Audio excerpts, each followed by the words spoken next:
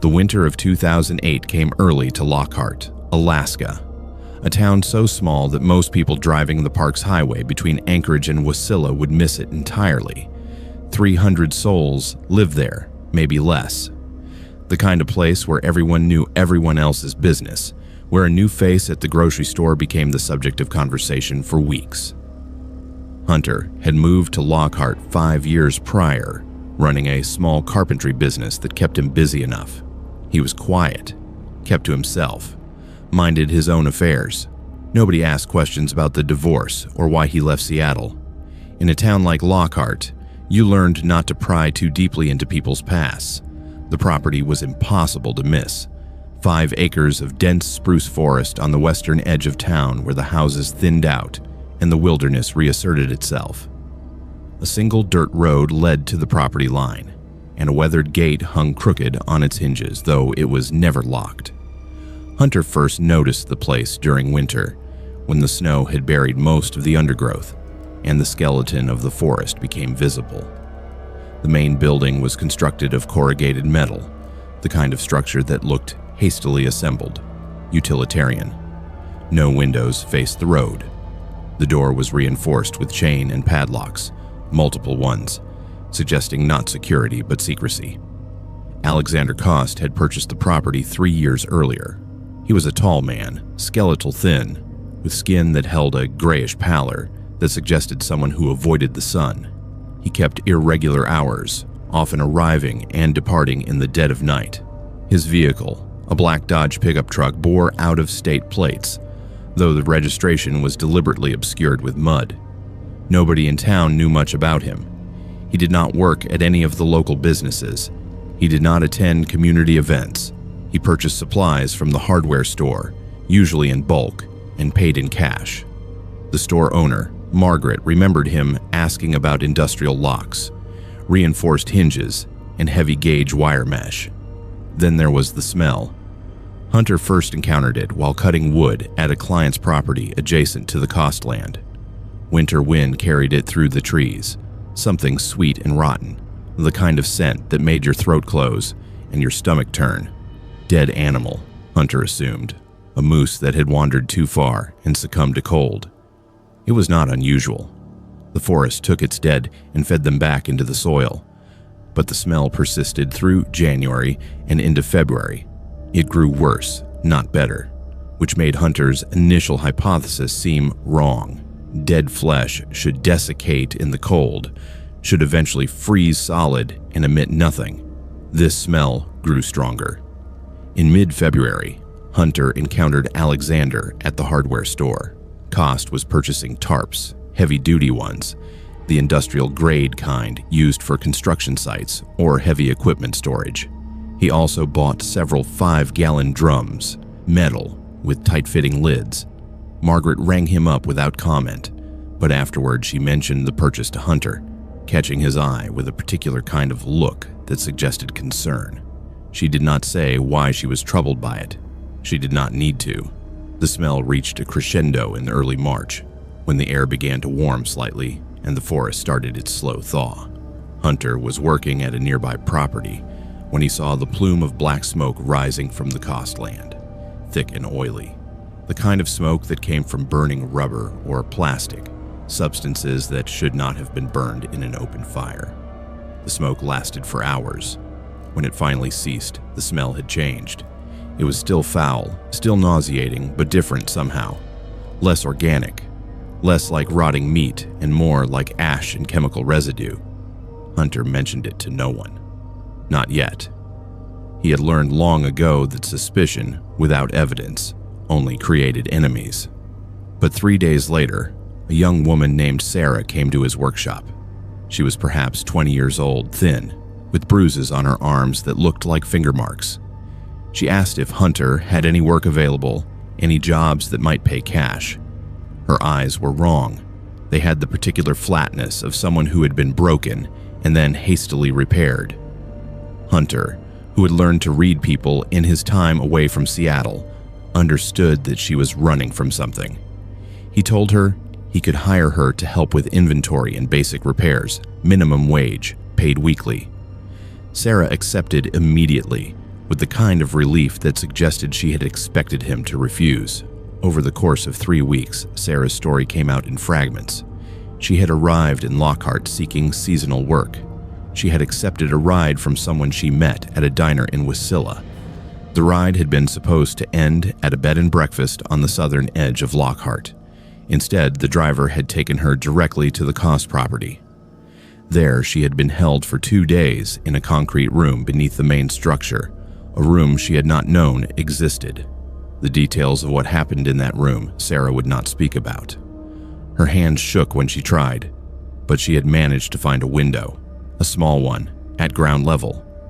She had waited until darkness fell, had broken the glass quietly, had squeezed through the opening despite the cuts, and had run. Alexander Cost was not at the property when Sarah fled.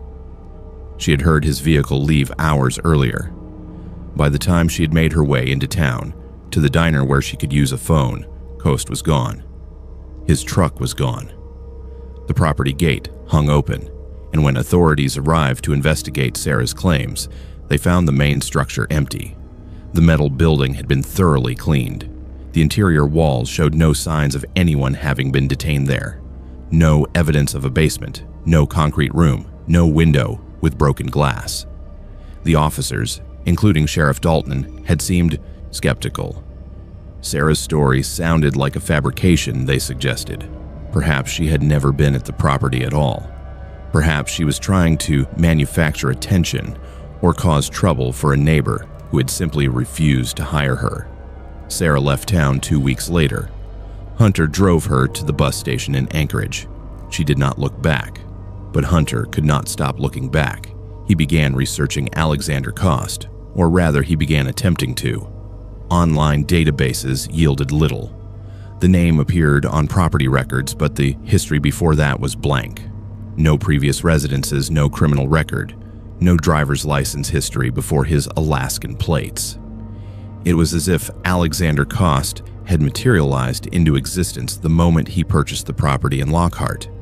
He then began investigating the property itself, carefully during daylight hours, always careful to ensure he was not being watched. The metal building remained locked, but Hunter discovered that the chain and padlocks were recent additions. On the building's western side, where the wood began to rot and separate from the corrugated metal, he found something that made his pulse quicken. Deep gouges in the interior wall, parallel scratches as if something heavy had been dragged repeatedly across the floor, and in one corner, nearly invisible against the rust staining, what appeared to be dried blood smeared across a metal seam. He called the police. He made a formal report describing what he had observed. Sheriff Dalton came to the property personally, examined the building, and told Hunter that the marks were consistent with wildlife activity, possibly bears preparing a den. The staining was likely rust discoloration, not blood.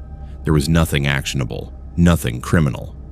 Hunter's report would remain on file, but without probable cause to search the building, nothing more could be done. 3 weeks later, Hunter received a visitor at his workshop, a woman, thin and pale with dark circles under her eyes. She introduced herself as Patricia and said she was Alexander Cost's sister. She explained that she had heard rumors in town about her brother. She wanted to warn Hunter to stop investigating him. Cost, she said, was not a person to antagonize. He had moved to Alaska precisely because it was remote, precisely because law enforcement was thin and scattered, precisely because a person could disappear into the wilderness and never be found. Patricia did not make threats explicitly. She did not need to. The message was clear. Hunter stopped his informal investigation after that, but the fear did not stop. He began changing his daily routine, taking different routes to his work sites, varying the times he left his home. He purchased a security system, cameras that he installed without the knowledge of any locksmith or contractor. He kept a handgun in his truck, though he had never been a gun owner before. He found himself watching the road to Coast's property, noting the tire tracks, the occasional sign that someone had been moving through the forest. In April, a vehicle matching Cost's truck was spotted in British Columbia, 4 hours north. RCMP had pulled him over for a traffic violation, had checked his identification, and had found nothing irregular. Cost had been released. He had headed back south, toward Alaska, toward Lockhart. Hunter never saw Alexander Cost again. The property changed hands the following summer, sold through a real estate company in Anchorage to a family from the lower 48 who wanted a retreat property. The metal building was demolished. The concrete structure beneath, if it had ever existed, was never excavated. The family eventually sold the property again, never having spent more than 2 weeks there. 5 years later, nearly a decade after Sarah's escape, a young woman's remains were discovered in a ravine outside Fairbanks, 4 hours north of Lockhart. She had been missing for 8 years. Her identification, when confirmed through dental records, revealed her name to be Jennifer Marks. She had been reported missing from Wasilla approximately 2 weeks after Sarah had fled the Cost property. The medical examiner found evidence of trauma, evidence suggesting captivity, evidence suggesting things that should not be spoken about in polite company. Alexander Cost was never charged. He was never formally questioned. By the time Jennifer Marks was identified, Cost had disappeared entirely. No one knew if he had died, if he had relocated, if he was living under a different name in some other remote corner of the country. The authorities suggested that he might be responsible for additional disappearances spanning years across multiple states. They suggested this quietly in official reports that very few people ever saw. Hunter still lives in Lockhart. He still runs his carpentry business. He still drives past the property occasionally, though it looks different now, residential and ordinary, someone's family home. But he no longer drives alone into remote areas. He no longer accepts contracts from new clients without extensive verification. And every time a missing persons report crosses the local news, he finds himself wondering if Cost is still out there, if he ever truly left, if the forest that he loved so much might still be hiding its secrets in places that human eyes would never think to look. The forest keeps what it wishes to keep, and some stones, once they are turned over, should be left undisturbed. The drive from Anchorage to Fairbanks takes approximately 8 hours along the park's highway, a stretch of asphalt that cuts through the Alaskan interior like a scar through untouched wilderness. Most travelers complete it in one day, stopping perhaps once or twice for fuel or food at the sparse communities that dot the highway at irregular intervals. Brooklyn had driven it dozens of times before, always during daylight, always with a full tank and a thermos of hot coffee. She was returning from a job interview in Anchorage, one that had not gone particularly well, though the interview itself had been less important than the trip itself. She needed to get back to Fairbanks. She had told her mother she would call when she arrived. That was the agreement. It was late October, and the sun was beginning its descent toward the horizon earlier each day, a reminder that winter was approaching with the inevitability of a predator that never stops hunting. Brooklyn had left Anchorage at 2 in the afternoon, later than she had intended. The interview had run long, and she had spent an additional hour exploring a bookstore downtown, procrastinating the drive. By the time she merged onto the park's highway, the sun was already touching the peaks of the Talkeetna Mountains to the west, painting them orange and purple. The highway was relatively empty. That was not unusual for a Tuesday afternoon in late October. Most commercial traffic ran overnight. Private vehicles were scattered, never more than 1 or 2 visible at any given time through the long stretches between communities. Brooklyn settled into a rhythm, maintaining a steady 70 miles per hour, watching the landscape unfold through her windshield. Stands of birch and aspen mixed with darker spruce forests, occasional mountains in the distance. The road curved and straightened, a monotonous, hypnotic pattern. Near mile marker 237, approximately an hour and a half north of Anchorage, she noticed the man standing on the shoulder of the highway. He was thin, with dark hair and a gaunt face that suggested he had not eaten well in some time. His clothing was inappropriate for the season, A light jacket over jeans, no gloves, no hat despite temperatures that were already dropping toward freezing as the sun descended. He was holding his thumb out in the traditional hitchhiking posture, though his expression held something strange. Not desperate, not grateful, something that did not quite read as human emotion at all. Just a blank expectation, as if he knew someone would stop and was merely waiting for the inevitable. Brooklyn had picked up hitchhikers before. She had been raised to be cautious, but also to believe in the basic goodness of people, a belief that her mother had instilled in her despite growing up in Alaska, where the landscape was vast enough to hide almost anything. She pulled to the shoulder and came to a stop approximately 20 feet ahead of him. She waited, engine running, and watched in her rearview mirror as he approached the passenger side door. He smiled when she asked where he was heading. His teeth were stained yellow and brown, and his smile did not reach his eyes. "Fairbanks," he said. "Family emergency." Car had broken down about 40 miles back. He had been walking for a while. He was grateful for the ride. Brooklyn noted that his hands were shaking slightly, either from cold or from something else. She told him to get in. His name was Griffin, or so he claimed. He did not offer a last name, and Brooklyn did not press. He settled into the passenger seat with a kind of strange satisfaction, as if he had accomplished something significant. The scent that came off him was acrid, a combination of sweat and something chemical, something that made the back of Brooklyn's throat tighten. She turned the heat up slightly and cracked the window, telling him she needed fresh air. Griffin did not protest. He sat quietly for several miles, his hands resting on his knees, his eyes fixed on the road ahead. When he finally spoke, his voice was soft and somewhat slurred, as if he was speaking underwater. He asked Brooklyn where she was from. She told him Fairbanks, though she was vague about the exact location. He nodded, as if this was exactly what he had expected her to say.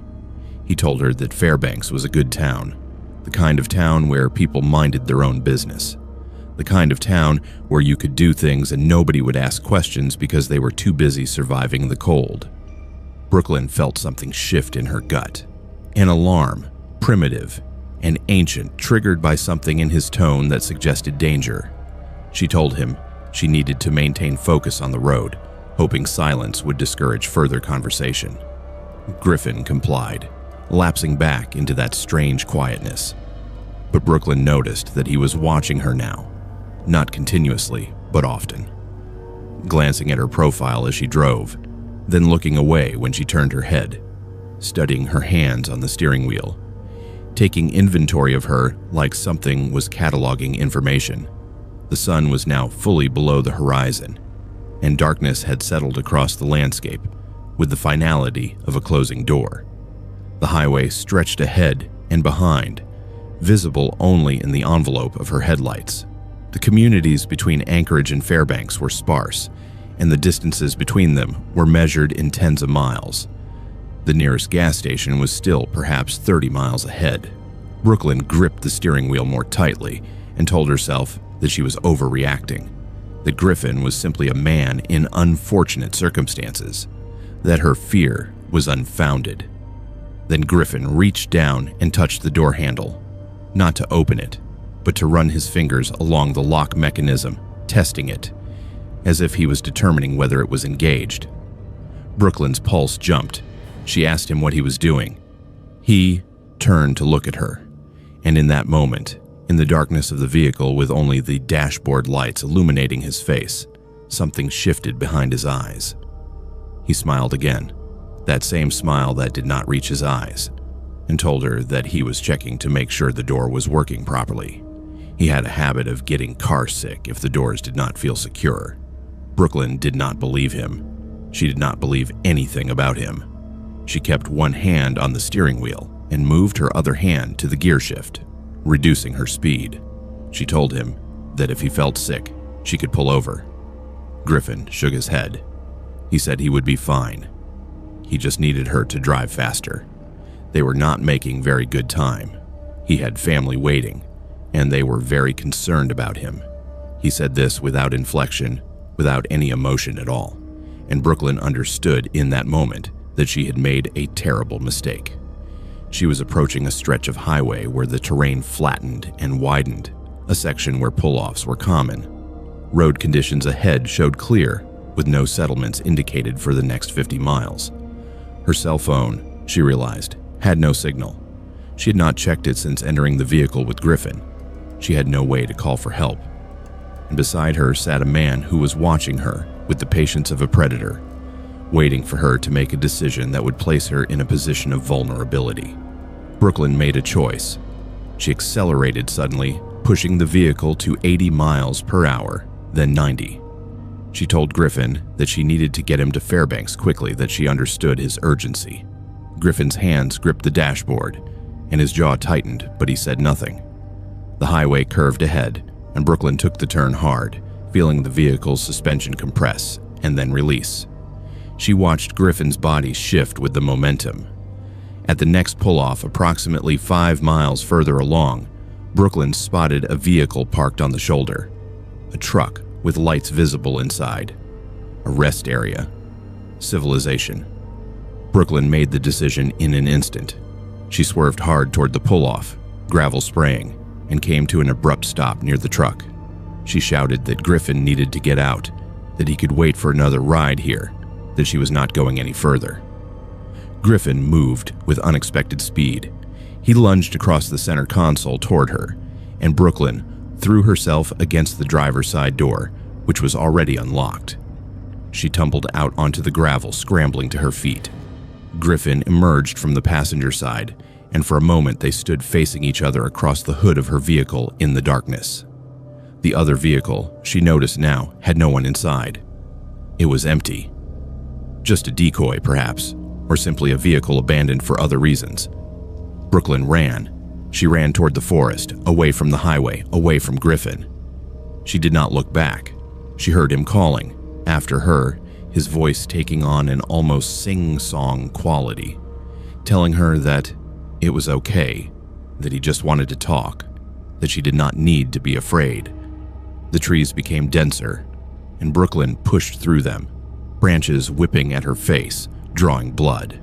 She ran for what felt like hours, but was probably only minutes.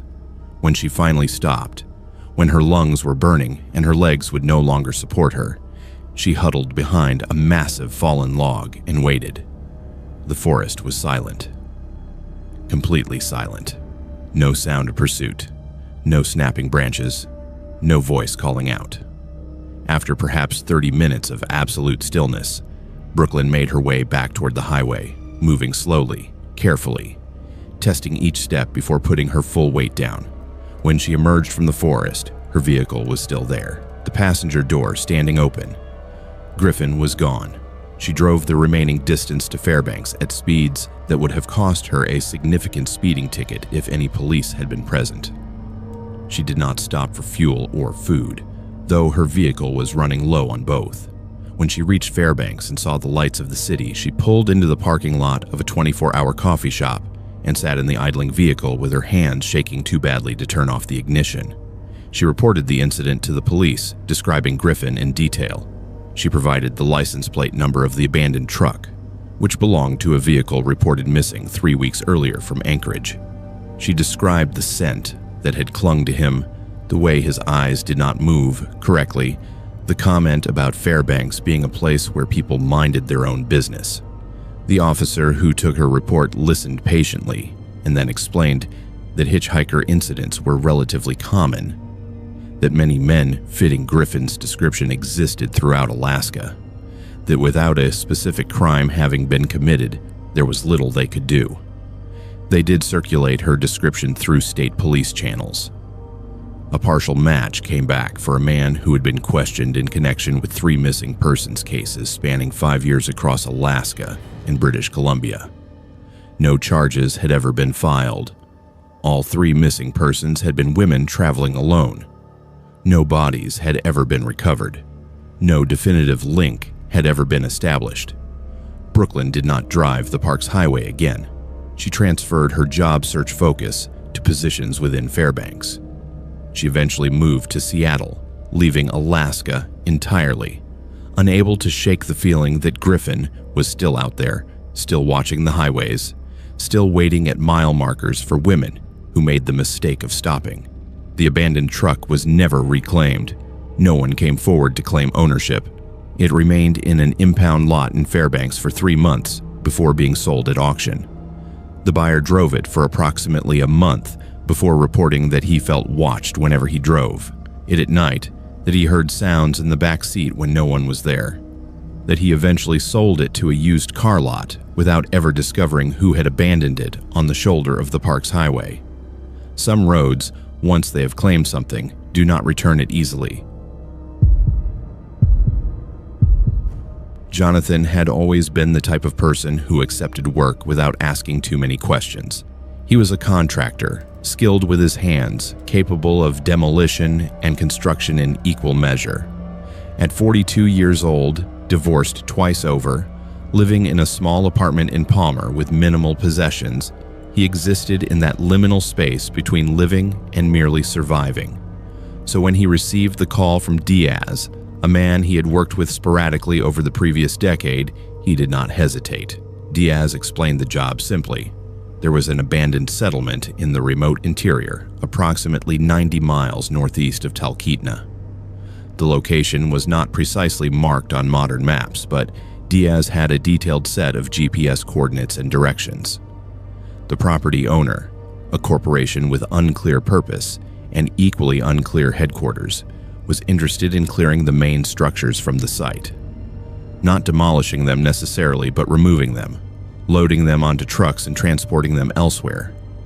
It was unusual work, Diaz admitted, but the pay was exceptional, $5,000 each for approximately 2 weeks of labor. Jonathan would need to bring his own tools and equipment.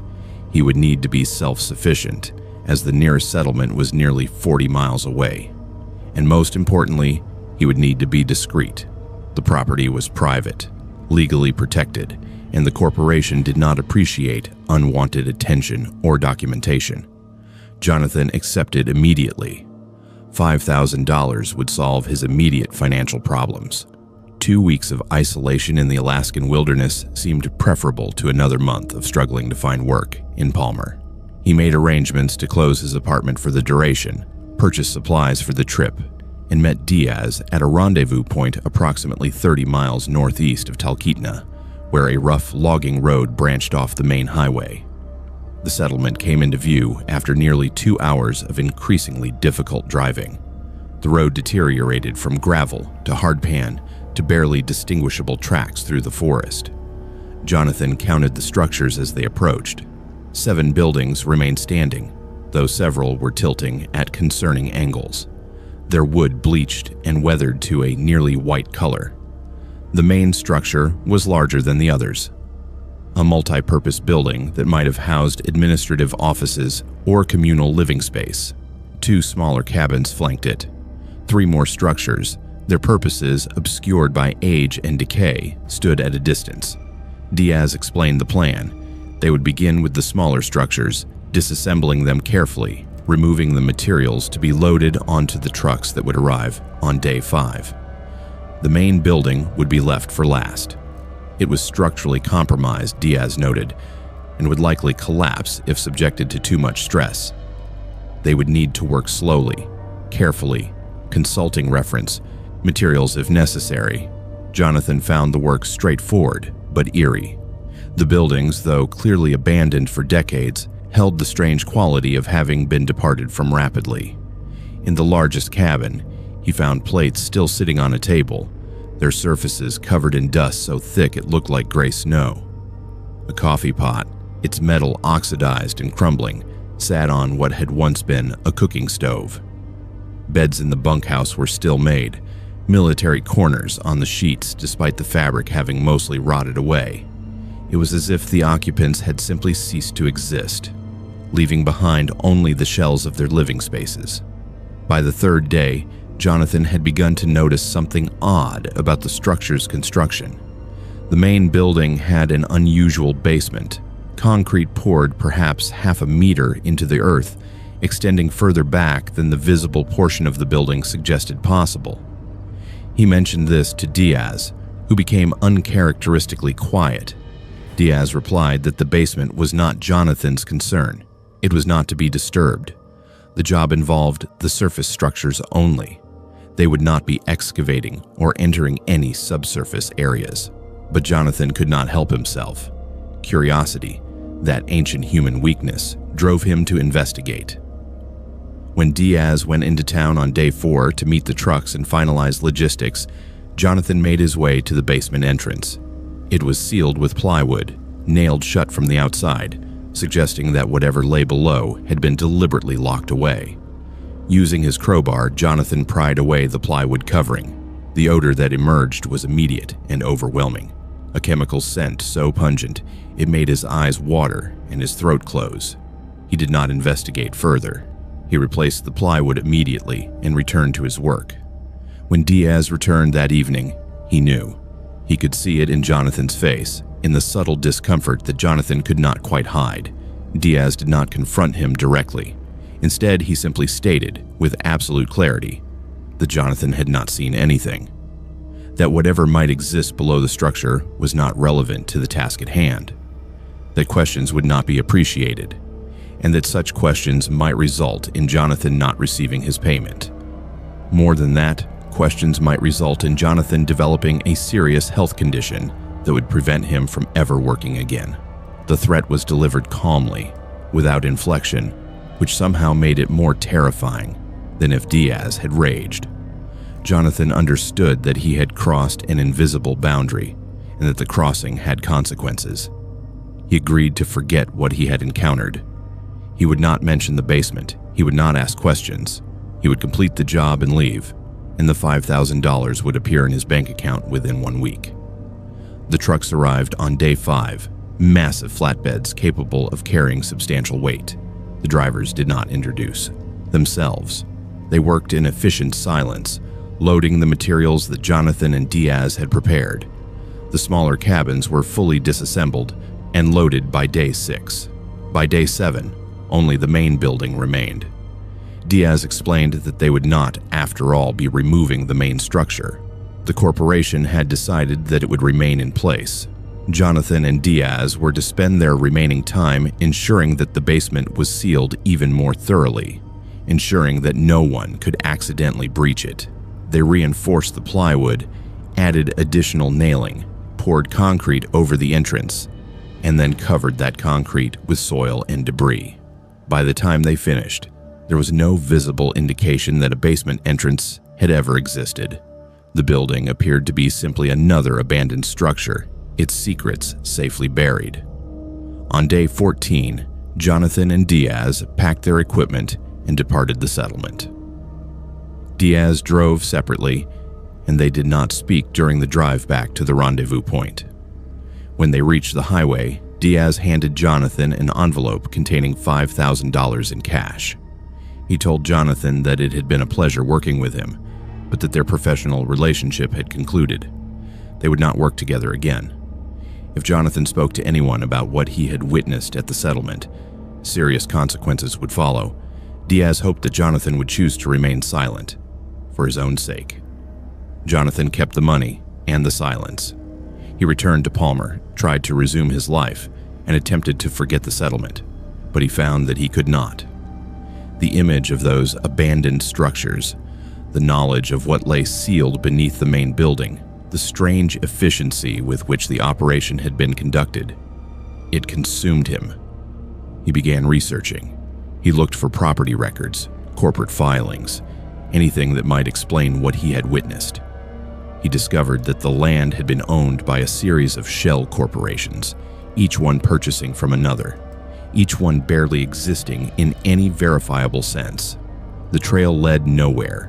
He discovered references in local archives to a small mining operation that had existed in that location during the 1970s and 1980s. The operation had been abandoned suddenly, the workers evacuated, the site left untouched for decades. No mining company had ever publicly acknowledged the operation. No records existed of what had been extracted or why the work had ceased. Jonathan contacted Diaz 3 weeks after completing the job, asking for more information, for some kind of explanation. Diaz did not respond. Jonathan's calls went to a disconnected number. Emails went unanswered. When Jonathan attempted to contact Diaz through other means, using mutual acquaintances and professional networks, he learned that Diaz had relocated. No one knew where. Several people mentioned that Diaz had seemed anxious before disappearing, looking over his shoulder, speaking in whispers about loose ends and retirement. Jonathan reported everything to the Alaska State Police. He provided coordinates, descriptions, and his own account of the work. The police responded with apparent interest initially, then with increasing indifference. An officer eventually called him back to report that the land, when examined by satellite, showed no structures visible from above. Either the buildings had been removed entirely, or they had never existed at all. Regarding the basement, there was nothing that suggested criminal activity. Sealed storage areas were not inherently illegal. Without evidence of a specific crime, there was nothing the police could investigate. Jonathan still lives in Palmer, though he moved to a different apartment. He still works in construction, though he has relocated to Anchorage to avoid potential encounters with Diaz or anyone connected to the settlement. He does not sleep well.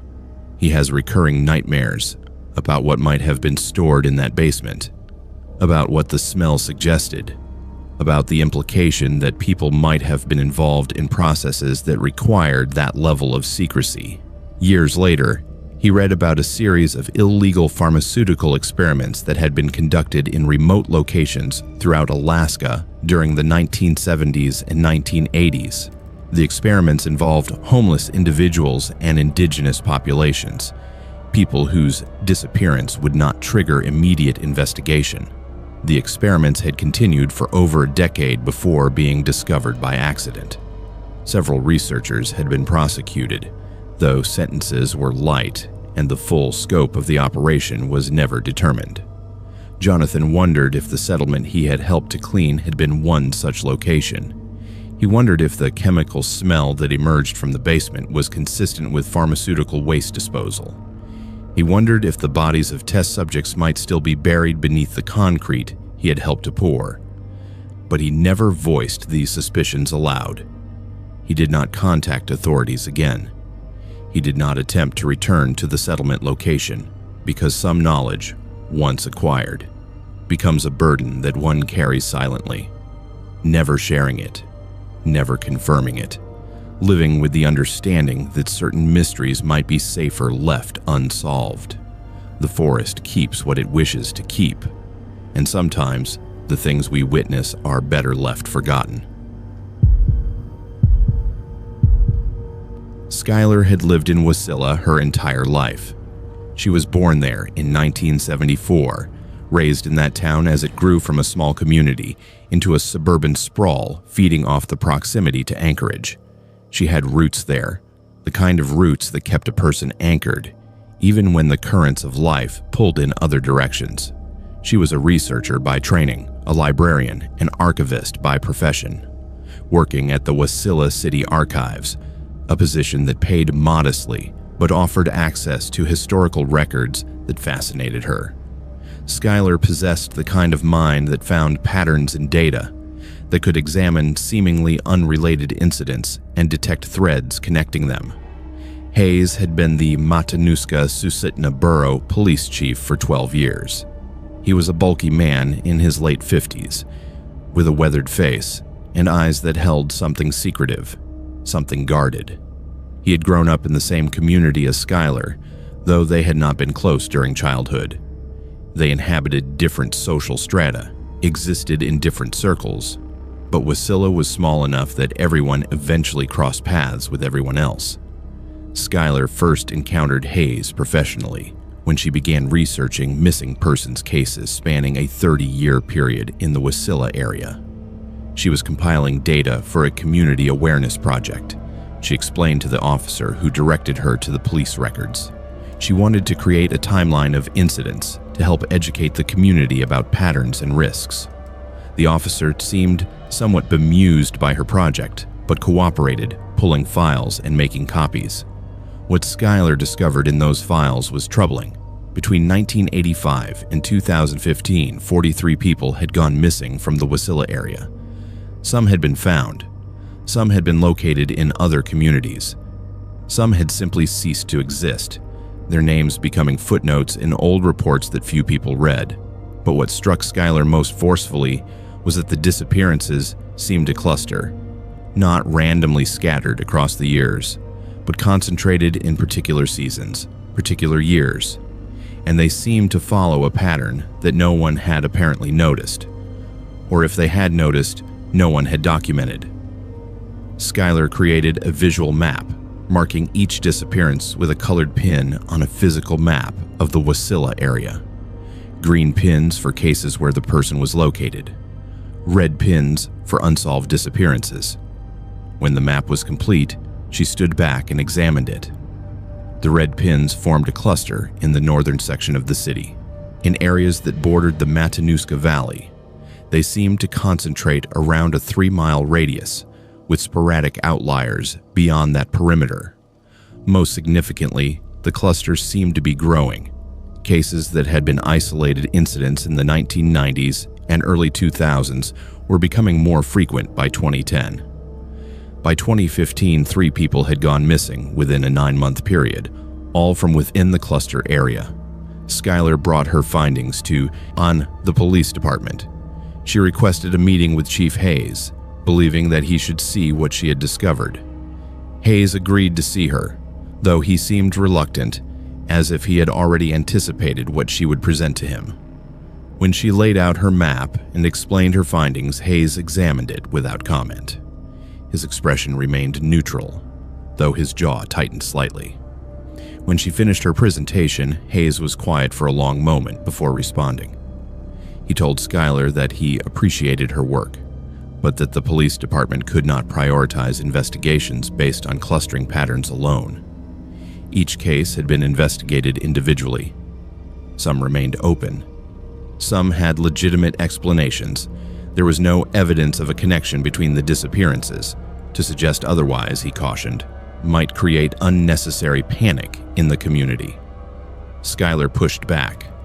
She asked Hayes about specific cases, about Maria Gutierrez, missing since 2008, about Robert Chen, missing since 2010, about Jennifer Woodsworth, missing since 2014. She had read their files. She had noted that none of them fit the typical missing person profile.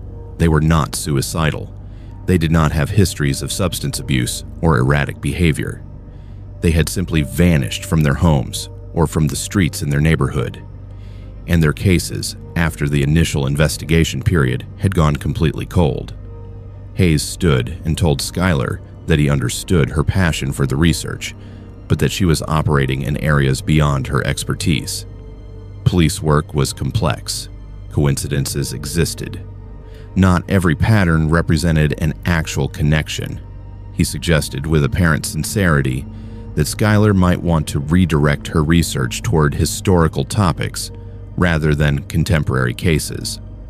The living had an inconvenient habit of involving themselves in legal matters, including defamation suits. Skylar left the meeting deeply unsettled. She did not, however, abandon her research. Instead, she became more careful, more methodical. She began cross-referencing the missing persons cases with other data sets. She examined hospital records, emergency room visits, even property records and vehicle registrations. What she was searching for, she could not articulate precisely, but she trusted that if a pattern existed, the data would reveal it. 6 months later, she made a discovery that would transform her understanding of the situation. She found a connection between 6 of the missing persons cases. Not a direct connection, but a peripheral one. All 6 of the individuals had reported in police statements or medical records encounters with an individual they could not fully identify. Sometimes the description was vague. A man, medium build, unknown age. Sometimes it was more specific. A man with unusual eyes, or a man who seemed to know things he should not have known. One victim, Maria Gutierrez, had provided a statement to police 2 weeks before. She disappeared, saying that a man had approached her at a shopping center and told her specific personal information that she had never shared publicly. She had been frightened by the encounter and reported it to police. 2 weeks later, she was gone. Skylar compiled this secondary research and approached Hayes again. She told him about the connections, about the repeated encounters with an unidentified individual. She suggested that these incidents might be relevant to the missing persons investigations. Hayes listened patiently, then stood and informed Skylar that she was beginning to concern him.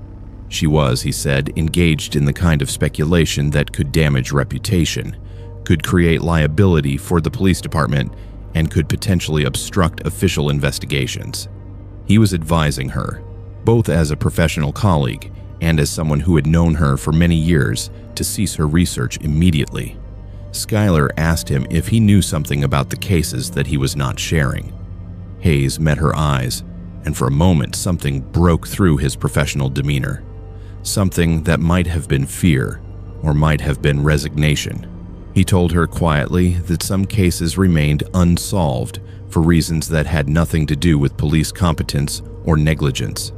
Some cases, he said, involved matters that were beyond police jurisdiction, and that engaging with such matters could be dangerous. He was warning her, both as someone who had known her for years and as someone who did not wish to see her hurt. Skylar left the police station with a sense of profound unease.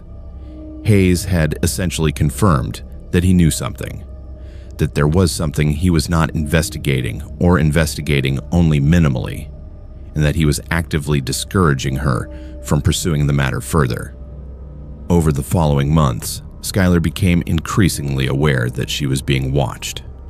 Not constantly, but sporadically. She would notice the same vehicles appearing in different contexts. She would see the same faces at the library archives requesting nothing, simply sitting and observing. People who had been friendly toward her became distant or hostile. Her research materials at the library began to disappear. Files that she had compiled, maps that she had created, all seemed to vanish when she was not actively monitoring them. One evening, Skylar was leaving the library. She was approached by a man whose appearance matched some of the descriptions she had read in Maria Gutierrez's police statement. He did not threaten her. He did not raise his voice. He simply told her that she was researching matters that were not her concern, that she should stop her investigation, that continuing would result in consequences. He told her that the people she was trying to help were already beyond helping, and that drawing attention to them would only create problems for the living. Skylar moved to Anchorage the following week. She discontinued her research. She attempted to return to her normal life, working in another library, maintaining her distance from Wasilla and from the mysteries she had unearthed there. But she kept copies of her research secured in a safety deposit box, and she continued to monitor news reports from the Wasilla area. In 2018, Chief Hayes died suddenly of a heart attack at age 64. Skylar saw his obituary and felt a strange mixture of sadness and suspicion. In 2019, a young woman named Patricia came forward claiming to have escaped from an unlicensed facility operating in the wooded areas north of Wasilla. She described a place where people were held, where medical procedures were performed without consent, where individuals seemed to exist in a chemically induced state of compliance. She provided sketches and descriptions that matched some of the disappearances that Skylar had documented. The police investigated. No facility was found. No evidence was discovered that supported Patricia's claims. Within 6 months, Patricia had disappeared again. No investigation was opened. She was considered a voluntary missing person, someone who had likely returned to whatever circumstances had existed before her brief claim of escape. Skylar never returned to Wasilla. She never resumed her research into the missing persons cases. She lives now in Anchorage, maintaining her distance from her birthplace, but she still has the maps, still has the files, still has the documentation of the pattern she discovered. She knows something occurred in Wasilla during those 30 years. She knows that Hayes knew and did not investigate. She knows that people are still missing, that the pattern may be continuing, and that someone does not wish for that pattern to be examined too closely. Some cold cases, she has learned, remain cold not because they cannot be solved, but because powerful forces exist that prefer them to remain unsolved. And sometimes, investigating those cases comes with a personal cost that exceeds the value of whatever truth might be discovered. The file remains in her safety deposit box, gathering dust, a secret that Skylar carries alone, knowing that sharing it would accomplish nothing except her own disappearance. Erin had always preferred solitude. It was not a learned preference, but something innate, something that had emerged during childhood and persisted through adulthood. He had tried conventional life, he had attempted relationships, had worked various jobs, had followed the trajectory that society deemed appropriate. But each attempt had ended in failure and frustration. At 39 years old, divorced from a woman who had eventually grown weary of his emotional distance, he had decided that solitude was not a personality flaw to be corrected, but rather a fundamental truth about himself to be embraced. The cabin was advertised in a classified listing online as a rental available for short or long-term occupation. It was located in the remote interior of Alaska, approximately 40 miles from the nearest town, accessible only by a rough logging road that became nearly impassable during winter. The rental price was reasonable, suggesting that the owner cared less about profit than about simply maintaining the property. Erin paid a deposit and arranged to collect the keys from the owner, Jenkins, during a brief window in late August when Erin could make the drive north from his home in Juneau. Jenkins was a man perhaps 10 years Erin's senior, with weathered skin and hands that bore the calluses of someone who spent significant time working with his hands. He lived in a small house on the edge of the town, surrounded by various projects in various states of completion. A truck sat on blocks. A cabin frame rose from a concrete foundation. Stacks of lumber occupied the yard.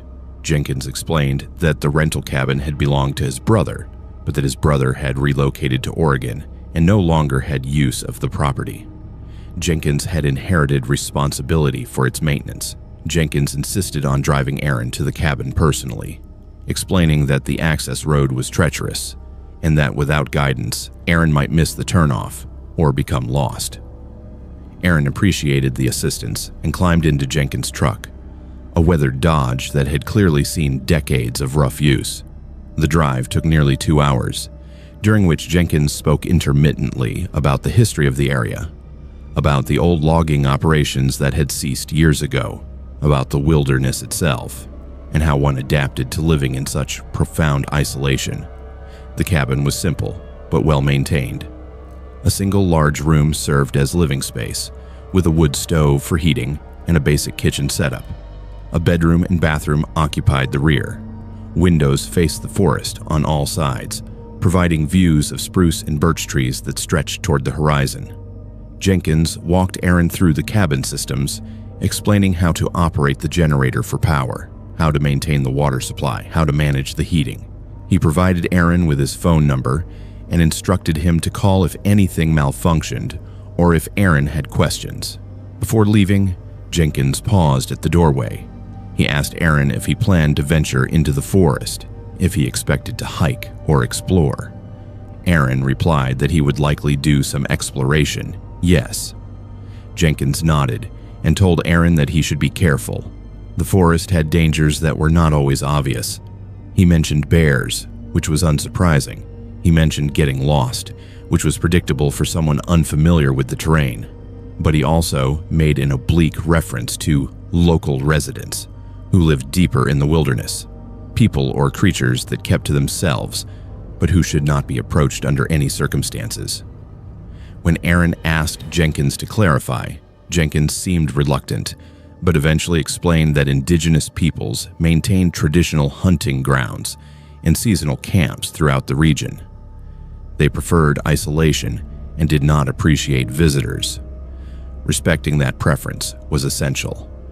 Aaron dismissed the warning as exaggerated caution. He thanked Jenkins, and Jenkins departed, leaving Aaron alone in the cabin as afternoon descended toward evening. The first weeks passed uneventfully.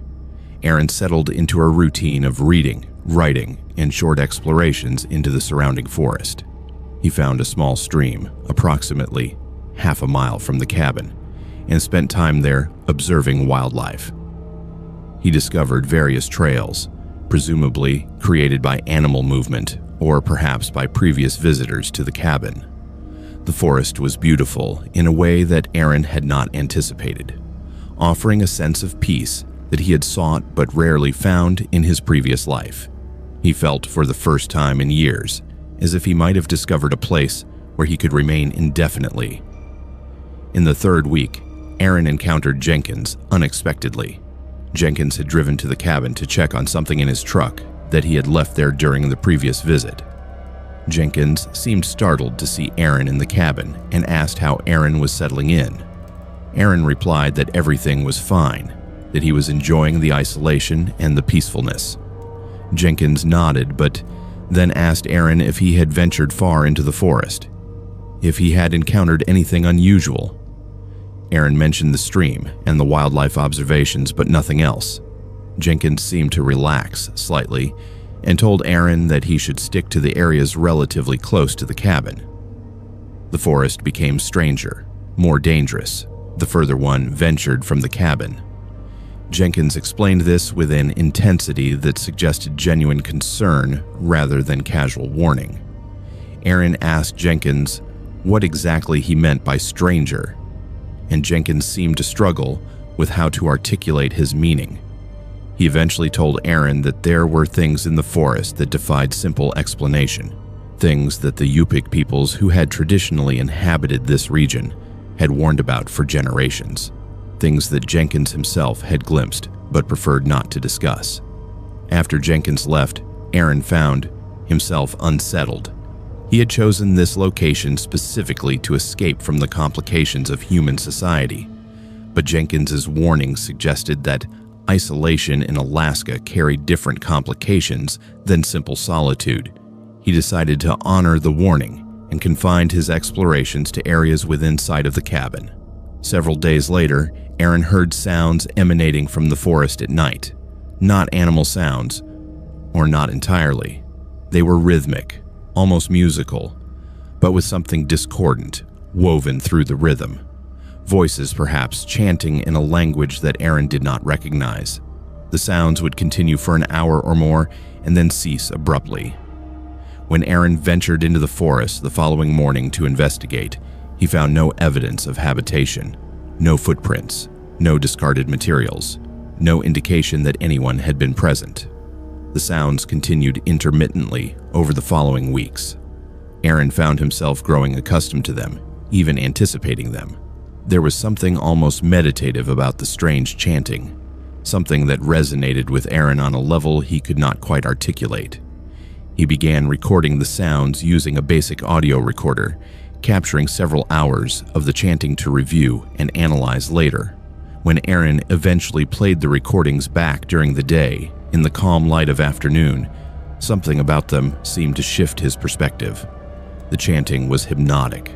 The more he listened, the more he felt drawn back into the forest, deeper than he had previously ventured, seeking the source of the sounds. He left the cabin on a morning in early October and walked into the forest, following nothing in particular, simply allowing his instincts to guide him. After several hours of walking, he discovered a structure that should not have existed.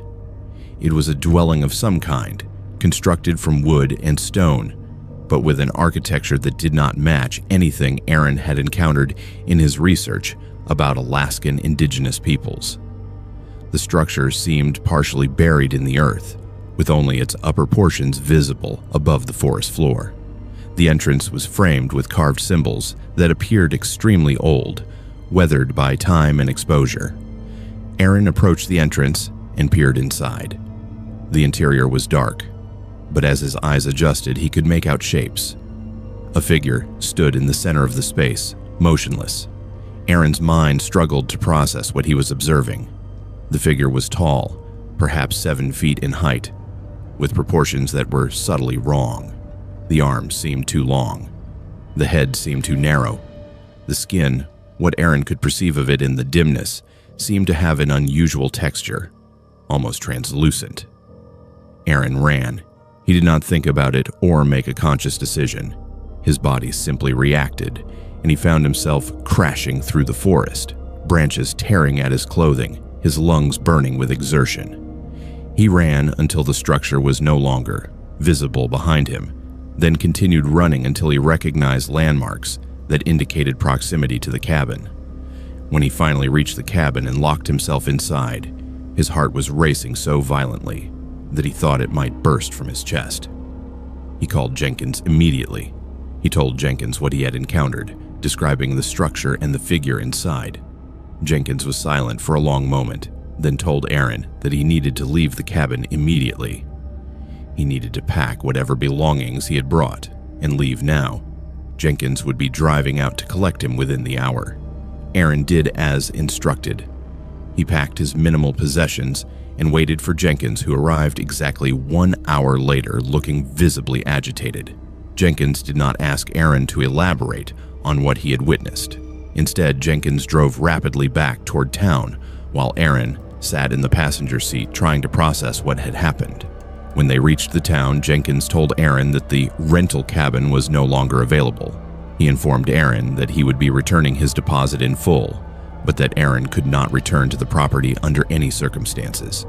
Jenkins explained with obvious reluctance that the cabin existed in an area where phenomena occurred that defied conventional understanding. The previous renters had reported similar experiences.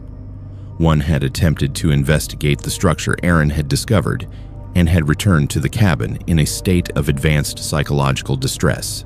That renter had been evacuated by helicopter and had spent 6 months in a psychiatric facility before being released with no diagnosis or explanation for his condition. Jenkins had debated whether to continue renting the cabin at all, but had decided to maintain it simply to ensure that it could be monitored. The presence of renters, Jenkins hoped, might deter whatever inhabited the structure. Aaron returned to Juneau and attempted to resume his previous life, but he found himself fundamentally altered by the experience. He could not stop thinking about the figure in the structure, about the ancient dwelling in the forest, about Jenkins's implications that indigenous peoples had warned about such phenomena for generations. He conducted research into Yupik folklore and discovered references to beings that inhabited remote areas, creatures that existed somewhere between human and something else. Some sources called them the Irtenrat, the little people, though Aaron's encounter suggested something far larger. Other sources referenced entities that lured people deeper into the wilderness, that called to humans with sounds and voices, that existed in spaces between the understood and the unknowable. He tried to contact Jenkins several times to discuss what he had experienced, but Jenkins refused to speak with him. Jenkins' number eventually became disconnected. When Aaron attempted to visit Jenkins' house, he found it abandoned. A neighbor informed Aaron that Jenkins had sold his property and relocated to southern Alaska, telling no one his destination.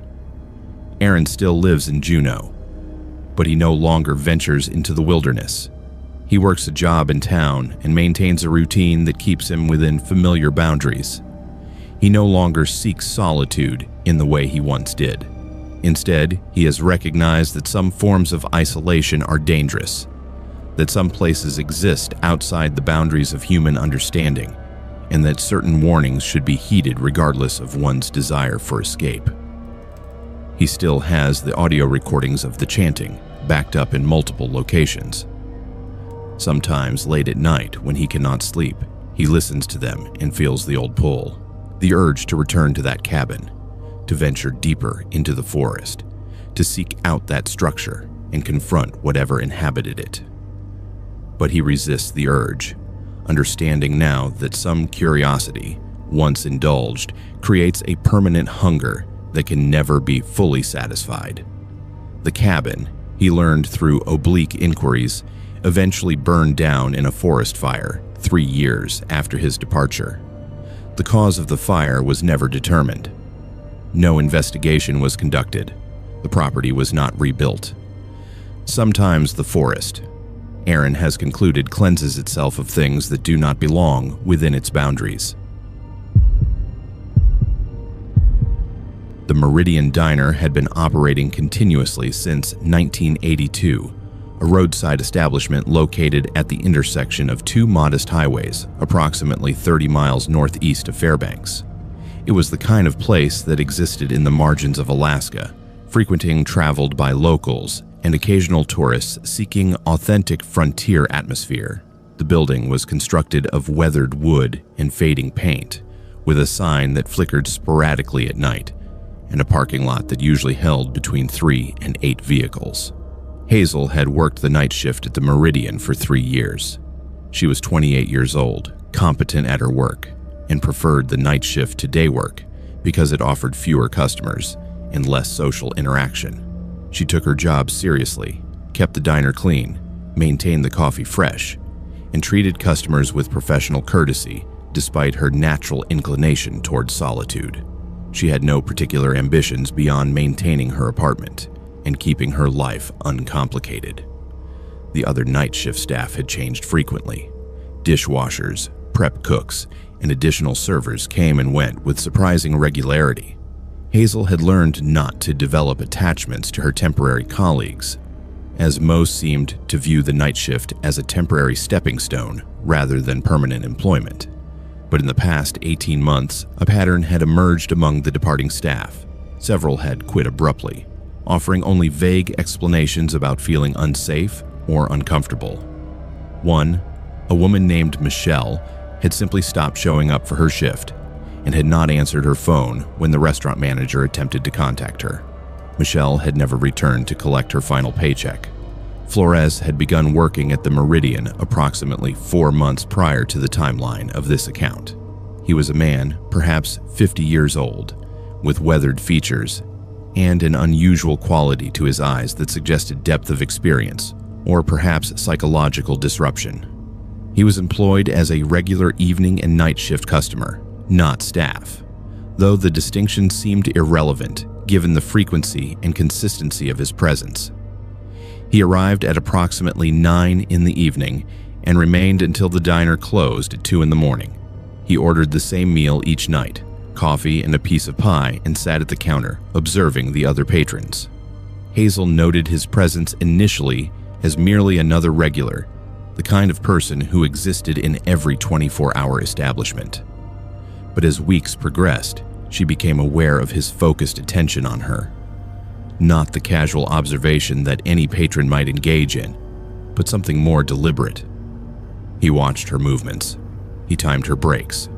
He noted her interactions with other staff members, and occasionally he would say things that suggested knowledge beyond what he could have acquired through observation during his diner visits.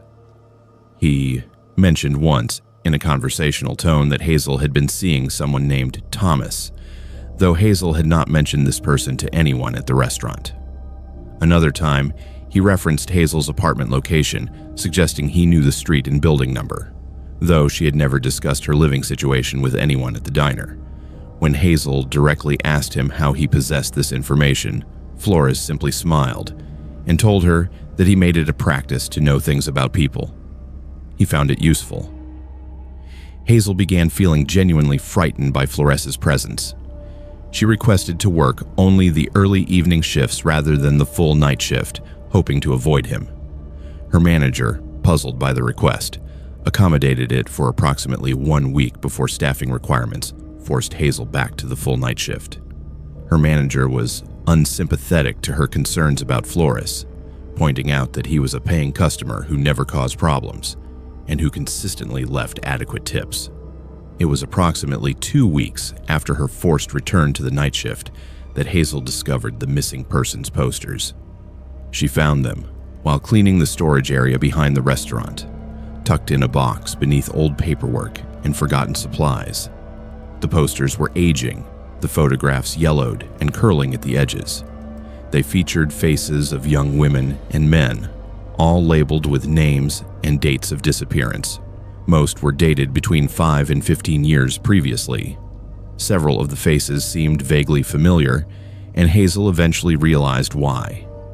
They matched photographs that Flores kept in his truck. Photographs that she had glimpsed through his truck window while leaving the restaurant after a shift approximately 2 weeks prior. Hazel brought the posters to her manager and asked about them. Her manager, visibly uncomfortable, explained that they had been left behind by a previous employee and that he kept them in storage rather than displaying them out of respect for the families. He had not investigated the connection between the posters and Flores because he had no concrete reason to suspect anything inappropriate. Flores was simply a customer. The posters were old. Coincidence likely explained any connection. Hazel contacted the Fairbanks Police Department directly. She provided them with descriptions of Flores's vehicle, license plate number, and detailed accounts of his suspicious behavior. She explained the connection between the missing persons posters and the photographs in his vehicle. She expressed her belief that Flores posed a threat to the restaurant staff. The police response was frustratingly minimal. An officer came to the restaurant and took a report. He examined the missing persons posters and noted that while the cases were old and cold, the missing persons had all been located or their cases had been resolved through other means. The officer explained that transporting missing persons posters was not inherently illegal. Having photographs that resembled missing persons was not inherently criminal. Observing restaurant staff was not inherently threatening. Without evidence of a specific crime or direct threat, there was little the police could investigate. Hazel felt profoundly unsupported. She called in sick for several shifts, desperate to avoid Flores, but her financial situation did not permit extended absences from work, and after 4 days, she returned. When she entered the diner for her shift, Flores was already seated at the counter, his coffee and pie arranged before him exactly as they always were. He looked directly at her and smiled. He told her that he had noticed her absence, that he hoped she was well, and that it was good to see her again. He spoke with complete normalcy, as if their previous interactions held no significance, but his tone carried an undercurrent of something else, something that suggested he was aware that she had reported him to the police and that such reporting had been ineffectual. Over the following weeks, Flores continued his nightly visits. His behavior never escalated into anything overtly threatening, but his presence became increasingly suffocating. Hazel found herself unable to focus on her work when he was present. She struggled to sleep during her daytime hours. She became hyper-aware of her surroundings during her drive to and from work.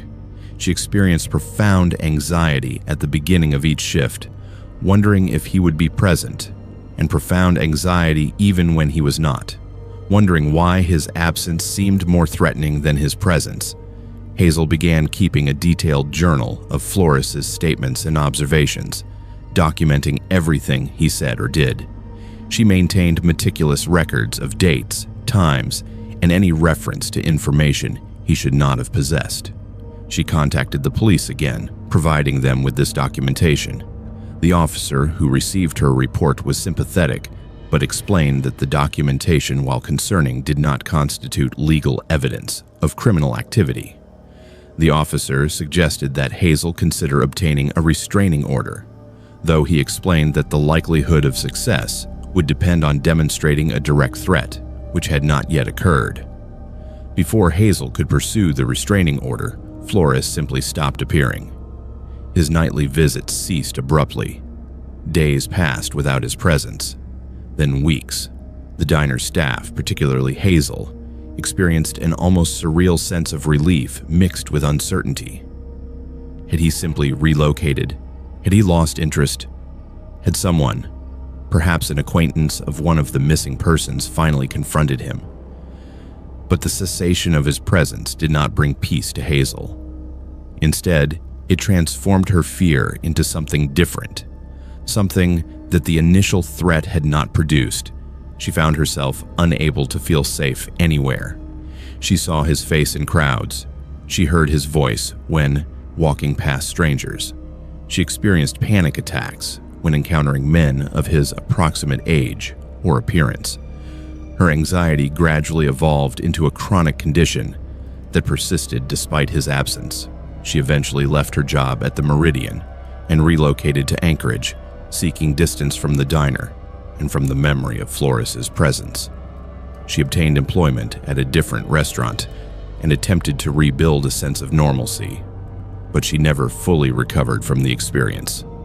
She remained hypervigilant, watching for signs of threat, unable to fully trust her own safety. 3 years after Flora's disappearance from the Meridian, a woman escaped from a property in the rural areas surrounding Fairbanks. She reported that she had been held captive for approximately 18 months by a man matching Flores's description. She described a structure where multiple women had been held, where she had not been allowed to leave, where she had experienced treatment that she would not detail publicly. She identified Flores from photographs, providing the authorities with the identification they needed. But when police attempted to locate the property based on her descriptions, they could not locate it. The woman's identification of the location was imprecise. Her descriptions of roads and landmarks were inconsistent, as if memory itself had been altered. The case ultimately became one more unsolved disappearance, one more story that police could not substantiate. Hazel read the news accounts and experienced a combination of relief and renewed horror. She contacted the escaped woman through intermediaries and attempted to provide support and information, but the woman seemed unable to engage in substantive conversation about her experience. She appeared to be functioning at minimal psychological capacity, as if whatever had occurred to her had fundamentally altered her ability to interact with the world. Hazel still lives in Anchorage. She works in retail rather than restaurants, avoiding any employment that would involve night shift work. She has undergone therapy, attempting to process the trauma of Flores's presence and the violation of being known and observed without her consent. She has developed an understanding that her fear, while perhaps excessive from an external perspective, was not unfounded. Flores was real. His threat was real. That he was never prosecuted did not diminish the reality of his danger. The Meridian Diner continues to operate. The night shift staff continues to change with frequency. Whether Flores ever returns remains unknown. But Hazel has learned that some predators exist in the margins of civilization, moving between communities, selecting victims from among those who work the marginal shifts where oversight is minimal and accountability is sparse. Some fears, she has concluded, are warnings that should be heeded rather than overcome. Thomas had spent 15 years conducting glaciological research in Alaska. He was a respected scientist, published in peer-reviewed journals, acknowledged as an expert in the study of glacial retreat and climate change impacts on polar ice sheets. At 46 years old, he had lived through a period of dramatic environmental change, witnessing firsthand the accelerating collapse of systems that had remained relatively stable for millennia. His work was not glamorous, but it was meaningful, and he had dedicated his career to understanding processes that few people cared to examine. The research expedition began in late June, when the brief Alaskan summer window provided access to glacial fields that remained inaccessible during the rest of the year. Thomas had assembled a team of 3 researchers for the season-long project. 2 had worked with him previously. The third was an unknown element, a man named Perry, whom Thomas had recruited through professional channels after one of his intended team members had to withdraw due to personal circumstances. Perry arrived at the Anchorage airport with minimal equipment and a great deal of enthusiasm. He was perhaps 5 years Thomas's senior, with an athletic build and a manner that suggested military background or similar disciplined experience. His credentials were impeccable. His publications were published in the same journals that Thomas published in. His CV suggested he was qualified for the position. Thomas felt no particular concern about bringing him into the research team. The research station was located on an elevated plateau approximately 60 miles from Denali, positioned to provide access to multiple glacier systems that required seasonal monitoring. The station itself was a modular structure constructed of insulated panels containing lab equipment, sample storage, and basic living quarters. A generator provided power. Satellite communication provided contact with the outside world. The isolation was profound, but not extreme. Supply trucks arrived once every 3 weeks. Emergency extraction was theoretically possible if circumstances required it. The first 2 weeks proceeded normally. The team conducted measurements, collected ice cores, documented thermal imaging data. Perry contributed meaningfully to the work, showing competence in the field and familiarity with the research methodologies. Thomas found himself relaxing his initial guardedness. Perry seemed competent and professional. Then Perry began asking unusual questions. He inquired about the history of the research station, about previous research teams, about whether anything unusual had ever been observed. Thomas answered straightforwardly, noting that glaciological work was inherently unusual and that the environment regularly produced phenomena that seemed remarkable but which science could eventually explain. Perry seemed unsatisfied with this response. He pressed further, asking about local indigenous knowledge about whether the Athabascan peoples who traditionally occupied this region had any warnings about the area. Thomas mentioned that he was unfamiliar with specific traditional knowledge related to the glacier region, but acknowledged that indigenous peoples throughout Alaska maintained cultural knowledge about their territories. Perry became notably interested in this admission. He asked Thomas if the station had any records or archives related to previous research activities or local history. Thomas checked the station's limited library and files, discovering that a previous research team from the 1970s had documented observations of what they called unusual atmospheric phenomena and electromagnetic anomalies. The documentation was vague, suggesting that the researchers had been uncertain how to characterize what they were observing. They had noted that their instruments frequently malfunctioned, that compass readings were unreliable, and that team members occasionally reported disorientation or memory lapses.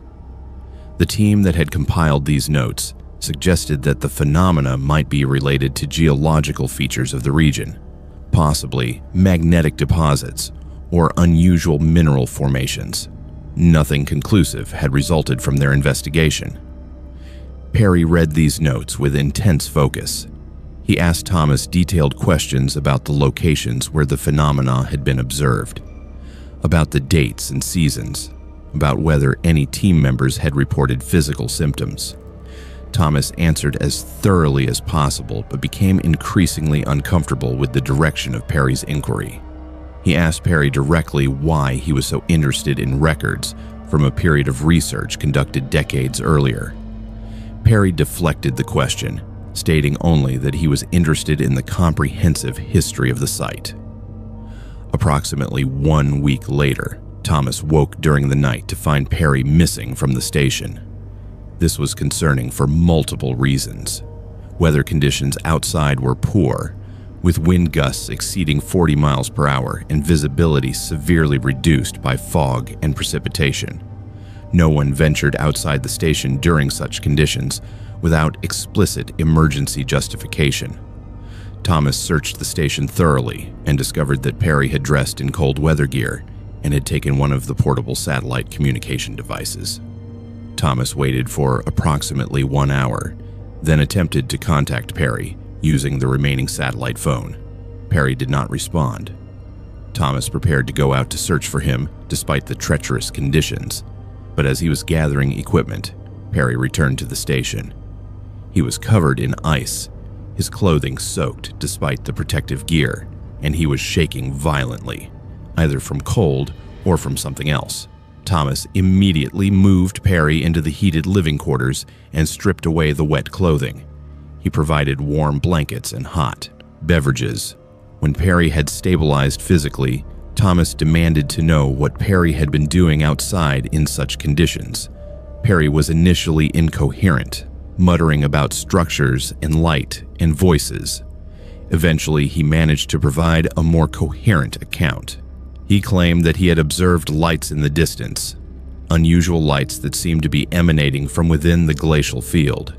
He had gone to investigate and had discovered what he described as a geometric structure embedded in the ice, a structure that appeared to be artificial rather than natural. Thomas assumed Perry was suffering from altitude sickness or cold-induced delirium. Such symptoms could produce hallucinations and confused reasoning. He told Perry to rest and said he would examine the area where Perry claimed to have observed the lights during daylight hours and improved conditions. Perry became distressed at this, insisting that the structure could not be explained through conventional geology, that something about it was fundamentally wrong, that Thomas needed to see it, but needed to be prepared for what he would encounter. Thomas was thoroughly alarmed by Perry's mental state. He attempted to use the satellite phone to contact the research station administrative center in Anchorage, hoping to arrange emergency medical evacuation. The satellite phone would not function. The communication system, which had been operating reliably throughout the expedition, had apparently failed. Thomas attempted to repair it, but could not identify any obvious malfunction. The device simply would not transmit or receive signals. When weather conditions improved the following day, Thomas ventured toward the location where Perry claimed to have seen the lights. He brought the portable GPS unit and recording equipment, determined to document whether anything unusual existed in the indicated location. He discovered the area Perry had described, but he found no artificial structures, no lights, no evidence of anything beyond normal glacial features and formations. He spent several hours documenting the area with photographs and detailed notes, intending to demonstrate to Perry that his observations had been imaginary. When Thomas returned to the research station, he found Perry packing his equipment. Perry stated that he needed to leave immediately. He explained that he had made a mistake in joining this research project, that he had been looking for something specific and had found evidence that it existed here, but that pursuing the matter further would be dangerous.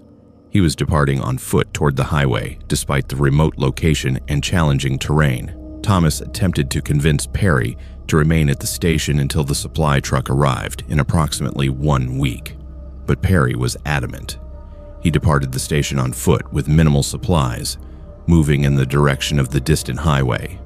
Thomas reported Perry's departure to the station administrative center via satellite phone, which had inexplicably begun functioning again following Perry's departure.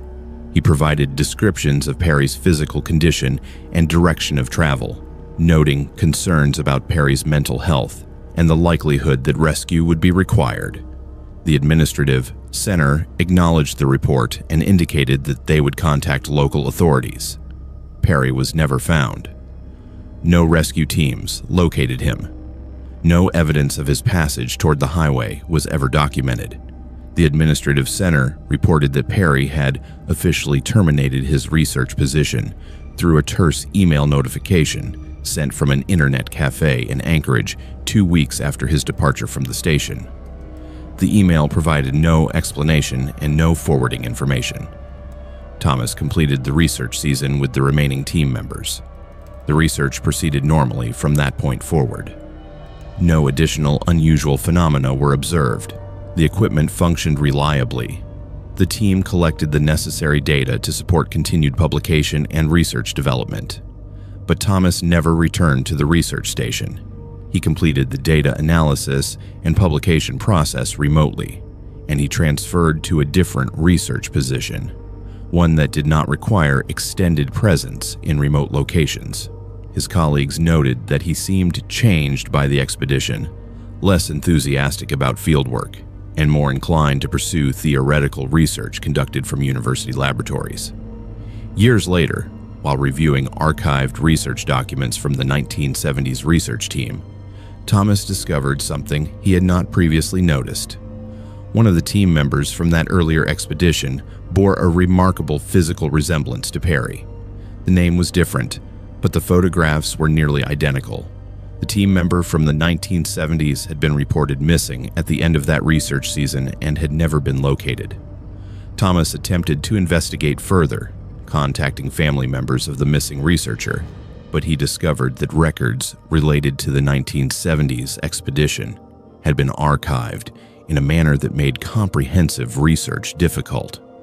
Official channels did not provide details about the missing researcher's disappearance, and informal inquiries met with resistance from university administrators who seemed disinterested in reopening historical cases. Thomas now lives in Oregon, far from Alaska, conducting theoretical research that requires no fieldwork and no interaction with the research locations that had defined his career. He maintains the data he collected from the research station. He keeps the photographs he took of the glacial field, where Perry claimed to see lights and structures. But he has never attempted to return to the location, or to definitively establish whether what Perry had encountered was real or was something far more disturbing. A phenomenon that operated outside the boundaries of conventional scientific explanation. Some mysteries, Thomas has concluded, are safer left unexplained. Some research stations, once they have attracted certain attention, should not be revisited. And sometimes the researchers themselves become part of the mystery they are investigating. Claire was 32 years old when her sister vanished. The disappearance of Rebecca, who was then 17 years old, had consumed Claire's life for the subsequent 15 years. Rebecca had been walking home from a friend's house on an autumn evening in Bethel, Alaska, a town of approximately 6,000 residents located on the Kuskokwim River. She had followed her usual route, a path that took her through a residential neighborhood and a short section of forested area before reaching the family home. She had never arrived. A search had been conducted, dogs had been deployed, the woods had been thoroughly combed. No evidence of Rebecca's fate had ever been discovered. The case had eventually gone cold, relegated to the filing cabinets of unsolved disappearances that occurred with unsettling frequency in Alaska. Claire had never accepted this resolution. She had dedicated herself to the case, conducting her own investigations, reviewing police reports, interviewing people who had been present in the area at the time of Rebecca's disappearance. She had become something of an amateur investigator, though her efforts had yielded little concrete progress. Police had been understanding but had eventually been obliged to tell her that without new evidence or information, there was nothing further they could investigate. The case remained officially open, but was for all practical purposes closed. Then, 15 years after Rebecca's disappearance, Claire received a contact through social media. A man named Powell claimed to have information about Rebecca. He suggested they meet in person to discuss what he knew. Claire, desperate for any development in her sister's case, agreed to meet Powell at a public location, a coffee shop in Bethel where she still lived. Powell was a man perhaps 60 years old, weathered and somewhat haggard.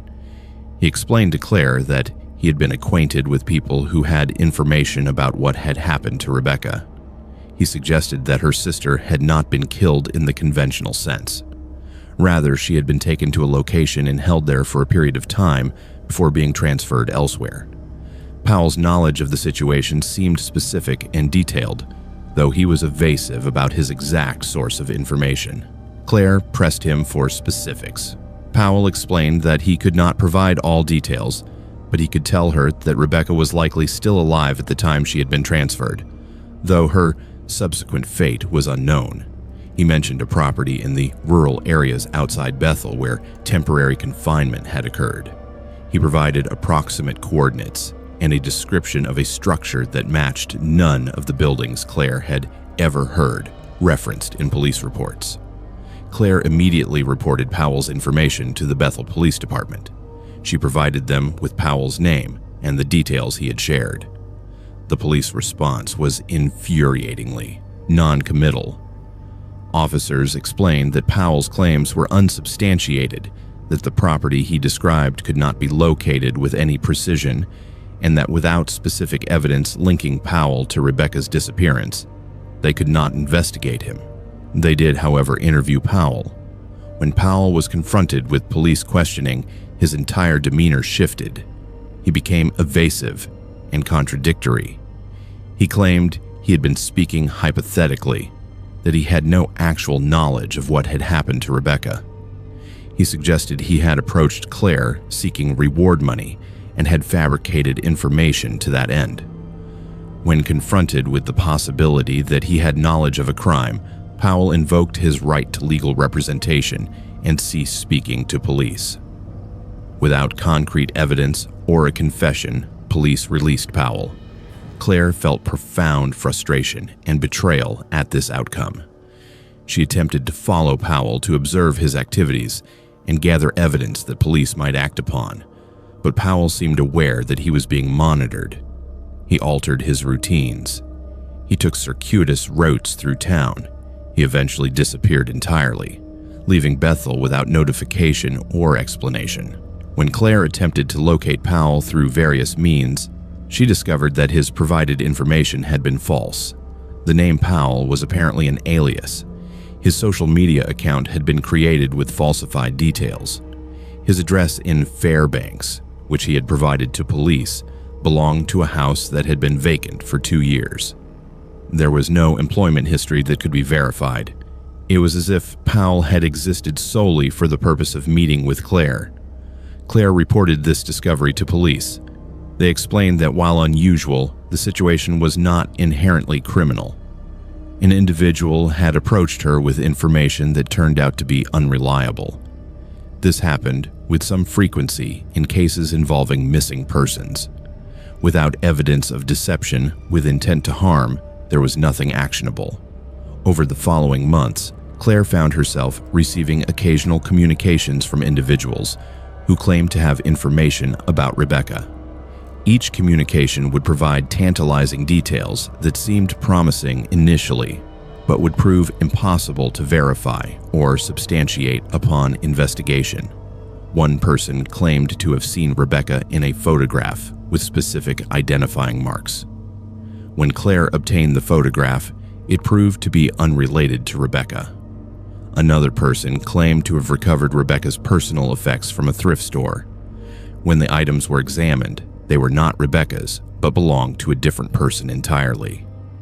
These communications eventually ceased, leaving Claire with the sense that someone had been deliberately manipulating her, providing false hope for purposes that remained obscure.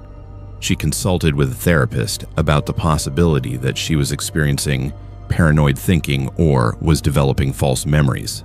The therapist suggested that her fixation on her sister's case, while understandable, was becoming counterproductive to her mental health and well-being. Claire attempted to move forward with her life. She focused on her career, developing a professional practice as a dental hygienist. She began dating. She attempted to rebuild a sense of normalcy that did not center around her sister's disappearance. But she remained unable to fully release her connection to the case. She maintained a notebook detailing all information related to Rebecca's disappearance. She continued to monitor Alaska missing persons cases, searching for patterns that might connect to Rebecca's circumstances. 9 years after Powell's initial contact, Claire was approached at her workplace by a woman who claimed to be a journalist investigating missing persons cases in Alaska. The journalist, whose name was Sarah, explained that she had discovered patterns in multiple disappearances across Alaska that suggested possible connections between cases that official investigations had not considered. She had identified Rebecca's case as potentially connected to a larger pattern. She was interviewing families and developing a comprehensive account of what she believed was a systematic operation spanning decades. Claire provided Sarah with all of her research and documentation. Sarah seemed genuinely interested in the information and promised to explore the connections thoroughly. She explained that she was working with law enforcement contacts who had informal influence, and that she might be able to facilitate new investigation of Rebecca's case if she could demonstrate sufficient connection to other cases. Sarah's investigation appeared to generate initial interest. She reported that law enforcement was beginning to take the patterns seriously. She indicated that multiple agencies were coordinating to examine the connection between cases, but these promising developments suddenly ceased. Sarah ceased responding to Claire's communications. Sarah's social media accounts were deleted. Inquiries about Sarah's investigation yielded no results. It was as if Sarah had disappeared as mysteriously as Rebecca. Claire eventually learned through indirect means that Sarah had relocated out of state and was no longer involved in investigative work related to missing persons cases. No investigation was ever formally opened into the patterns that Sarah had identified. The cases Sarah had flagged remained filed separately in official records, with no officially acknowledged connection between them. Claire now lives in Anchorage, having relocated from Bethel in the hope that distance might provide perspective and relief from her obsession with Rebecca's case. But she continues to maintain her research and documentation.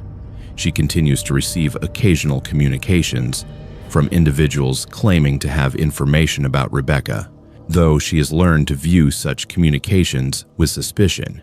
She has come to understand that her sister's disappearance, like many disappearances in Alaska, exists in a zone where investigation is actively discouraged, where those who pursue information are provided with false leads and then abandoned when they attempt to verify the leads. She has concluded that something exists in that zone, something that operates outside the boundaries of conventional law enforcement, something that prefers that certain cases remain unsolved. Rebecca, Claire believes, is part of that something.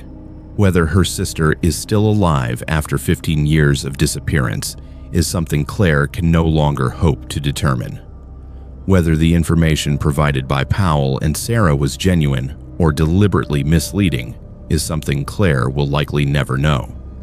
What Claire does know is that the system designed to investigate and solve disappearances is itself compromised at points where genuine investigation becomes too close to certain truths.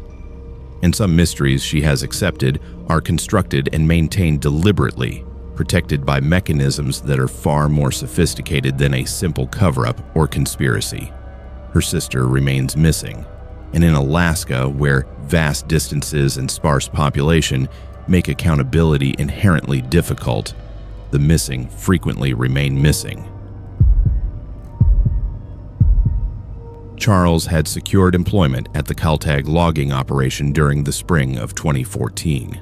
The position paid better than comparable work in larger towns, and the isolation appealed to him. He was a man in his mid-30s, quiet, preferring solitude to social entanglement. The logging camp was situated in the remote interior, approximately 100 miles from the nearest settlement. The operation employed approximately 30 people, housed in dormitory-style accommodations on the company property. Work was seasonal, with most operational activity occurring during spring and summer months when the forest roads became passable. Charles had worked at logging camps before, understood the rhythms of the work, knew how to conduct himself in environments where isolation could breed tension and conflict. The Kaltag operation was run with military efficiency by a manager named Ramirez, a man perhaps 50 years old with a background in construction management and an almost ruthless approach to productivity. Ramirez was not cruel in an obvious manner, but he was demanding and expected that workers would prioritize the company's interests above all other considerations. Charles noticed immediately that the camp's staff exhibited high turnover. Workers would arrive, work for a few months, and then depart with little explanation. Some would simply vanish, ceasing to appear for their work assignments without providing notice or explanation. Ramirez would note their departure with no particular concern, simply assigning their work responsibilities to remaining staff. When Charles inquired about the departures, Ramirez explained that turnover was normal in seasonal work. Some workers discovered that they did not enjoy isolated work. Others received better offers from competing operations. The reasons varied. The departures were unremarkable. But as spring progressed into summer, Charles began observing patterns that suggested the departures were less voluntary than Ramirez's explanations implied. He noticed that certain workers seemed to exhibit changes in behavior immediately before they departed. Their demeanor would shift. They would become withdrawn, or conversely overly animated. They would avoid eye contact with other workers. They would consume unusual quantities of food or would refuse to eat at all. Within days of exhibiting these behavioral changes, they would disappear. Charles mentioned his observations to another worker named Michael, a man approximately his own age who had been working at the camp for nearly a year. Michael's response was immediate and urgent. He pulled Charles away from the dormitory, leading him into the forest, well away from the camp structures. Michael explained with obvious anxiety that Charles was observing something he should not be observing. He instructed Charles not to ask questions, not to discuss his observations with anyone, and most importantly, not to investigate further. Charles pressed Michael for explanation. Michael eventually reluctantly provided a partial account. He suggested that something was occurring at the camp related to the disappearances, something that involved Ramirez and possibly other camp management. He suggested that the workers who disappeared had not actually left the property, but had been taken somewhere, and that Charles would be wise to leave the camp immediately if he valued his safety. Charles asked what had happened to the disappeared workers. Michael would not answer. He told Charles only that he could not provide details, but that he had almost been included in whatever process had claimed the other workers. He had survived only through a combination of circumstances and sheer fortune. He was now counting the days until his contract expired, at which point he would leave and never return. Michael's warning disturbed Charles profoundly, but it did not motivate him to leave. Instead, it motivated him to investigate. He understood the risks, but felt compelled to discover what was actually occurring at the facility. He began observing Ramirez's activities more carefully. He noted when Ramirez spent time away from the main camp operations, in which direction he traveled, how long his absences lasted. Charles discovered that Ramirez maintained a structure approximately half a mile from the main camp, concealed within the dense forest. The structure was small, constructed of materials that suggested it had been built recently. Charles approached it carefully during a time when he knew Ramirez was engaged elsewhere at the camp. He discovered that the structure was locked, but through a small window, he could see contents that triggered immediate alarm. Personal items were stored within the structure. Wallets, jewelry, clothing, items that appeared to have belonged to the disappeared workers. Charles photographed the visible contents using his phone camera. He documented the location using GPS coordinates. He then withdrew from the area, intending to leave the camp immediately and report what he had discovered to authorities. But that evening, Ramirez approached Charles at the dormitory. Ramirez's manner was cordial, but something in his expression suggested knowledge of Charles's activities. Ramirez explained that he had a special project that required Charles's particular skills. He asked Charles to report to the forest structure the following morning, prepared for heavy work. Charles attempted to decline, explaining that he was not feeling well. Ramirez's response was understanding but insistent. He explained that the project was important to the company and that Charles would be compensated additionally for his participation. Charles spent a sleepless night. He considered simply departing the camp, driving away during darkness, disappearing before morning. But he recognized that departing under such circumstances would place him in immediate danger. Ramirez knew where he lived, knew his family's location, would certainly pursue him if he fled.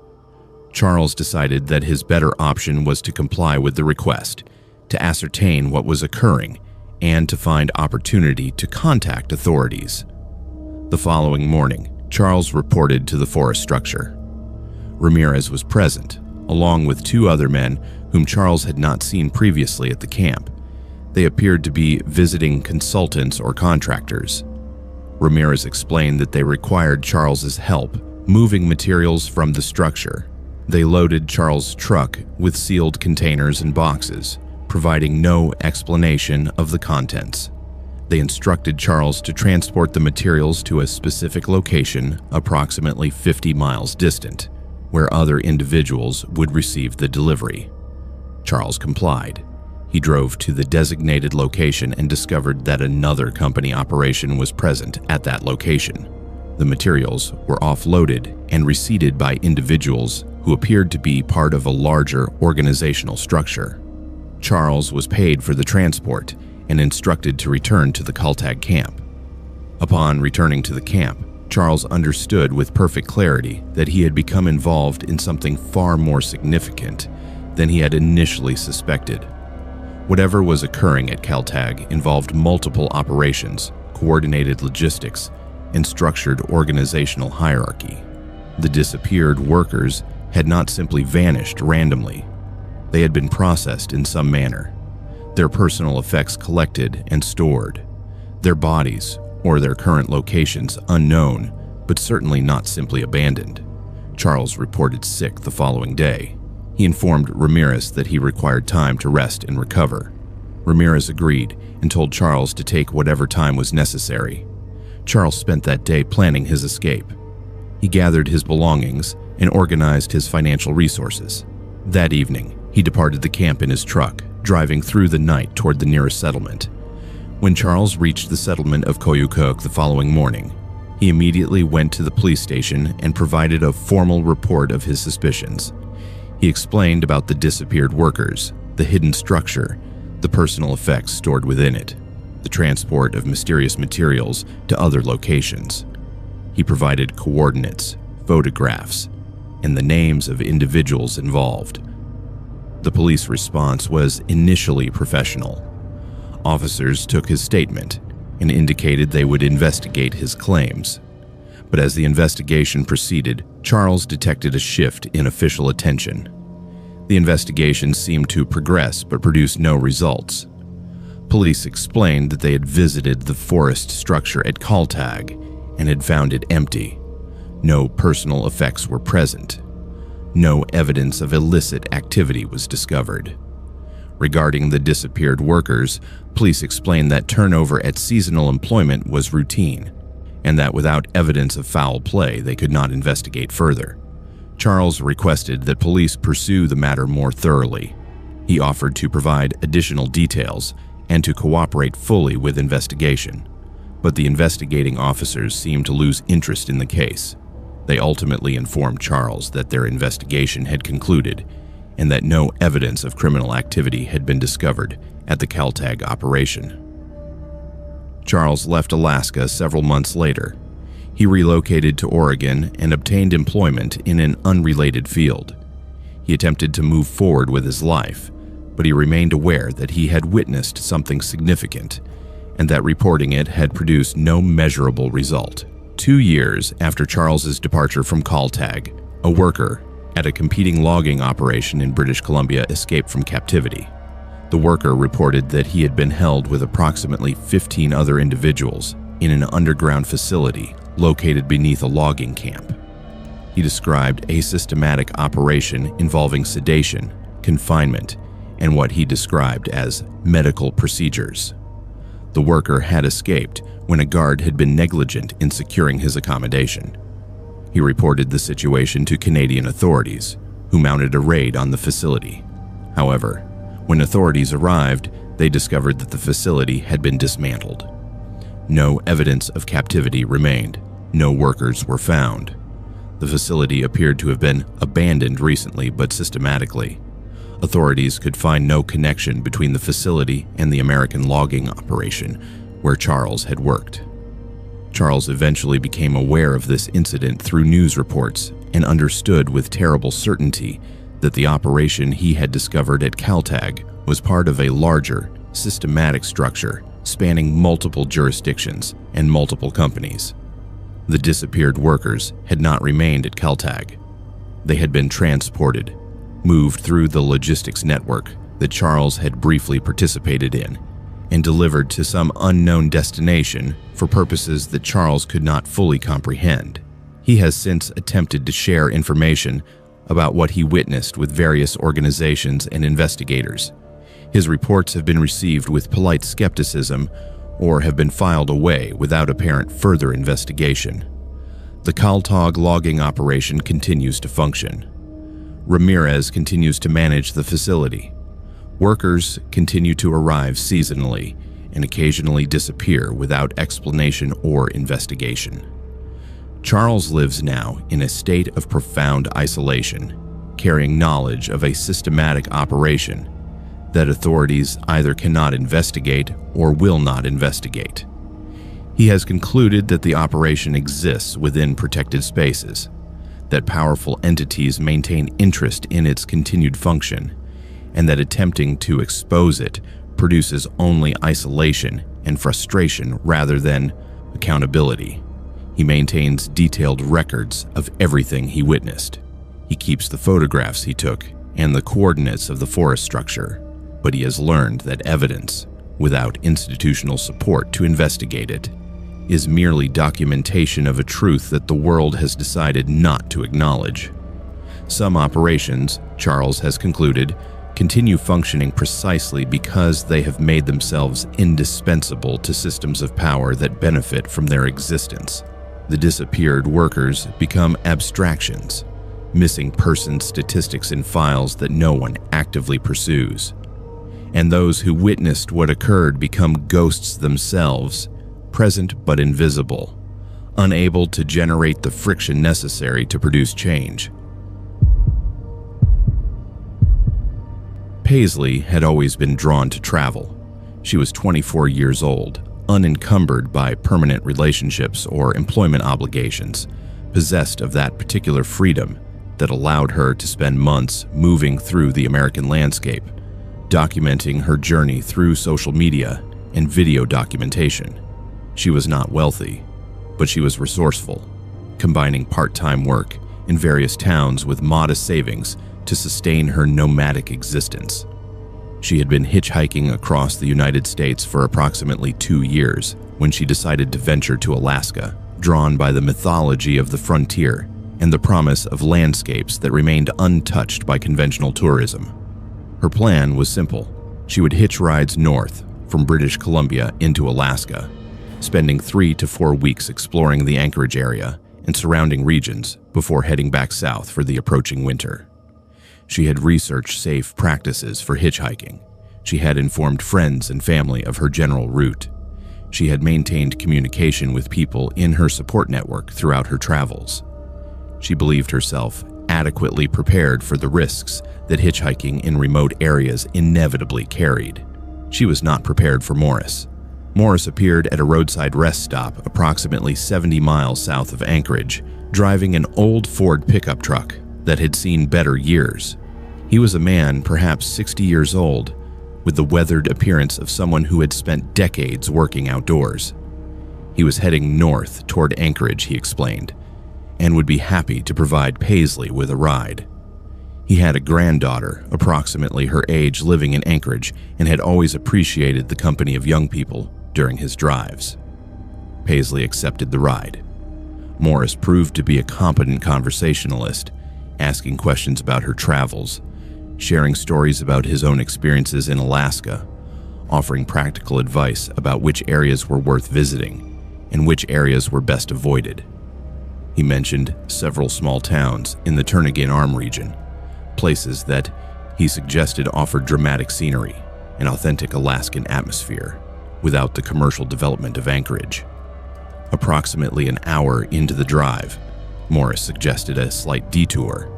He explained that there was a viewpoint on a rough road branching off the highway that provided spectacular views of the Turnagain Arm. He had time, and he thought Paisley would appreciate the scenery.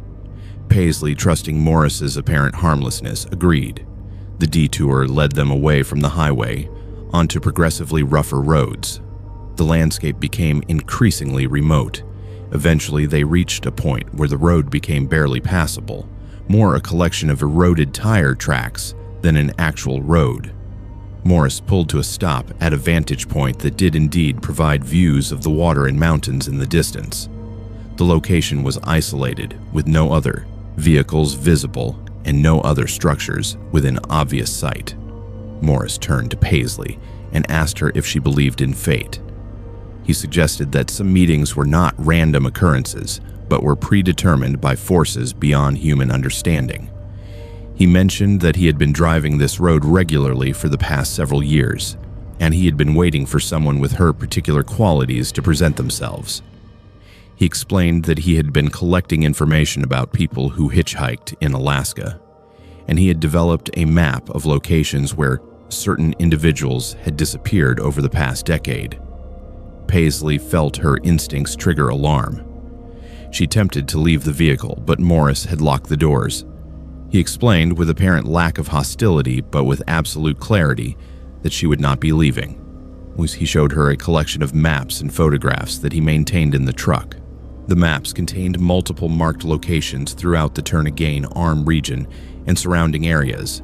The photographs showed various individuals, some appearing to be alive in what looked like photographs taken against their will, others appearing in contexts that suggested they were no longer alive.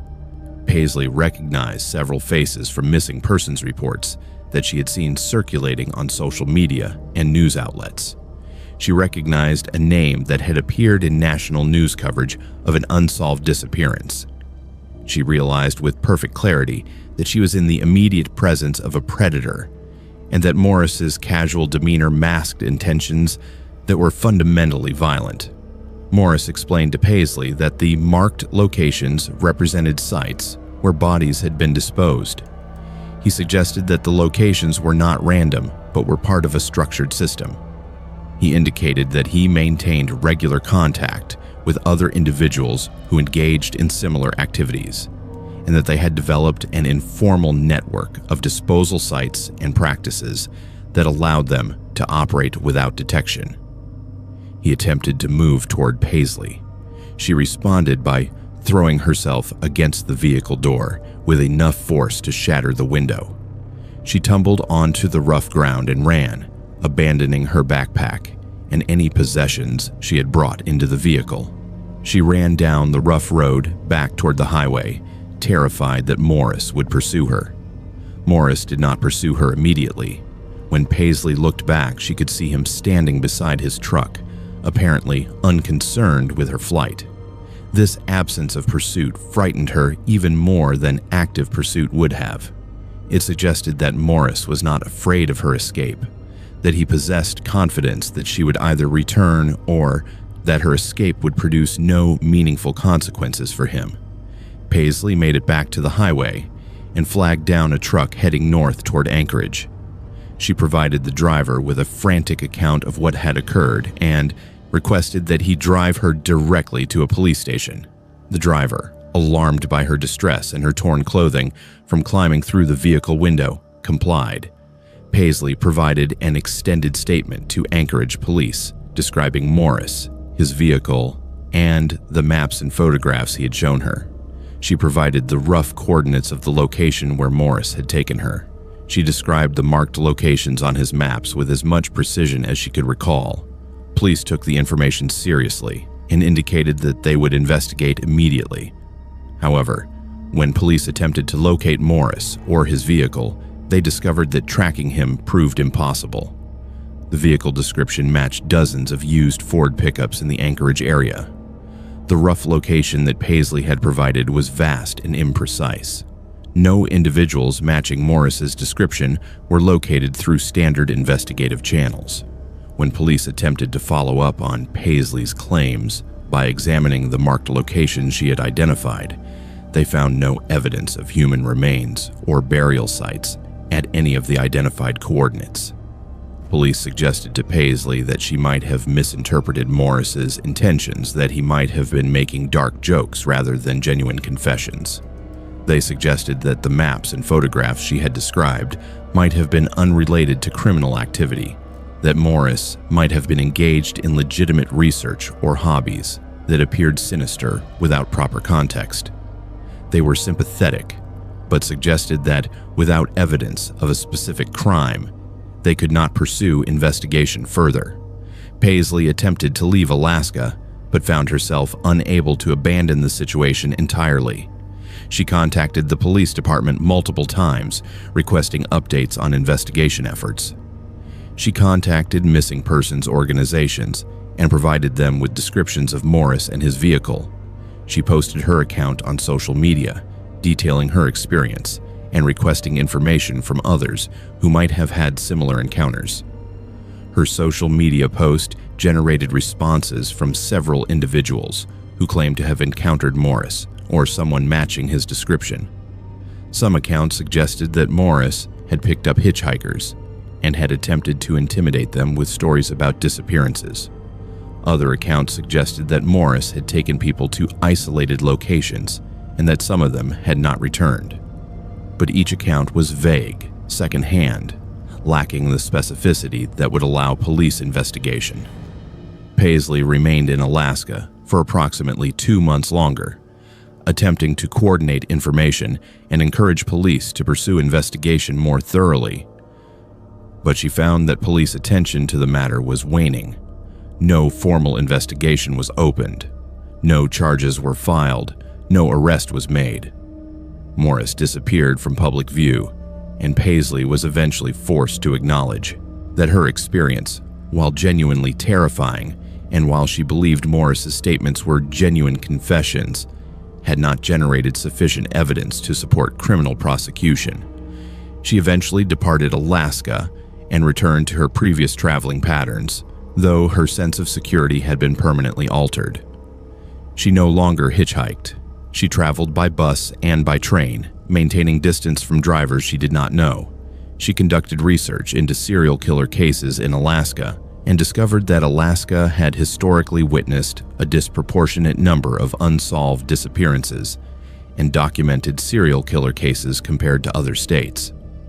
She read accounts of investigations and recognized that many cases remained unsolved despite strong circumstantial evidence that killers often operated with apparent impunity in remote areas, and that official investigation of such cases was frequently inadequate. 3 years after her encounter with Morris, Paisley read a news account of a body being discovered in the Turnagain Arm region. The remains had been partially buried and had been exposed by erosion. The body was identified as belonging to an individual who had disappeared 8 years previously. The case attracted renewed attention from law enforcement, and police indicated they would be conducting renewed searches of the Turnagain Arm region for additional remains. These renewed searches did not produce results beyond the single discovered body. Police indicated that the renewed investigation had not identified any suspects connected to the disappearances. The case remained officially unsolved. Paisley has not returned to Alaska. She has never hitchhiked again. She has devoted a significant portion of her subsequent years to documenting missing persons cases in remote areas of the United States, attempting to identify patterns and to encourage investigation of cases that she believes official channels have abandoned. She maintains a database of individuals who she believes may have encountered Morris or individuals engaging in similar predatory behavior. She has shared this database with law enforcement agencies and with missing persons organizations. Her research has generated some interest from independent investigators and researchers, but it has not yet produced formal investigation or criminal charges. Morris remains unknown to her. She does not know if he was genuinely responsible for disappearances or if his statements were bluffs designed to frighten her. She does not know if he is still alive or if he has died in the intervening years. She does not know if the maps he showed her actually indicated disposal sites or if they were fabricated for psychological effect. What she does know is that her encounter was real, that Morris's statements suggested specific knowledge of disappearances, and that official investigation of those potential crimes remains insufficient and unsatisfactory. Alaska Paisley has concluded contains spaces where predators can operate with relative impunity, where investigation is inadequate, where missing persons remain unaccounted for, and where the mechanisms designed to protect travelers have fundamental failures that allow exploitation to continue unchecked. Some roads, once they have been marked on the maps of those who hunt, continue to be traveled by new victims who do not know the danger they face.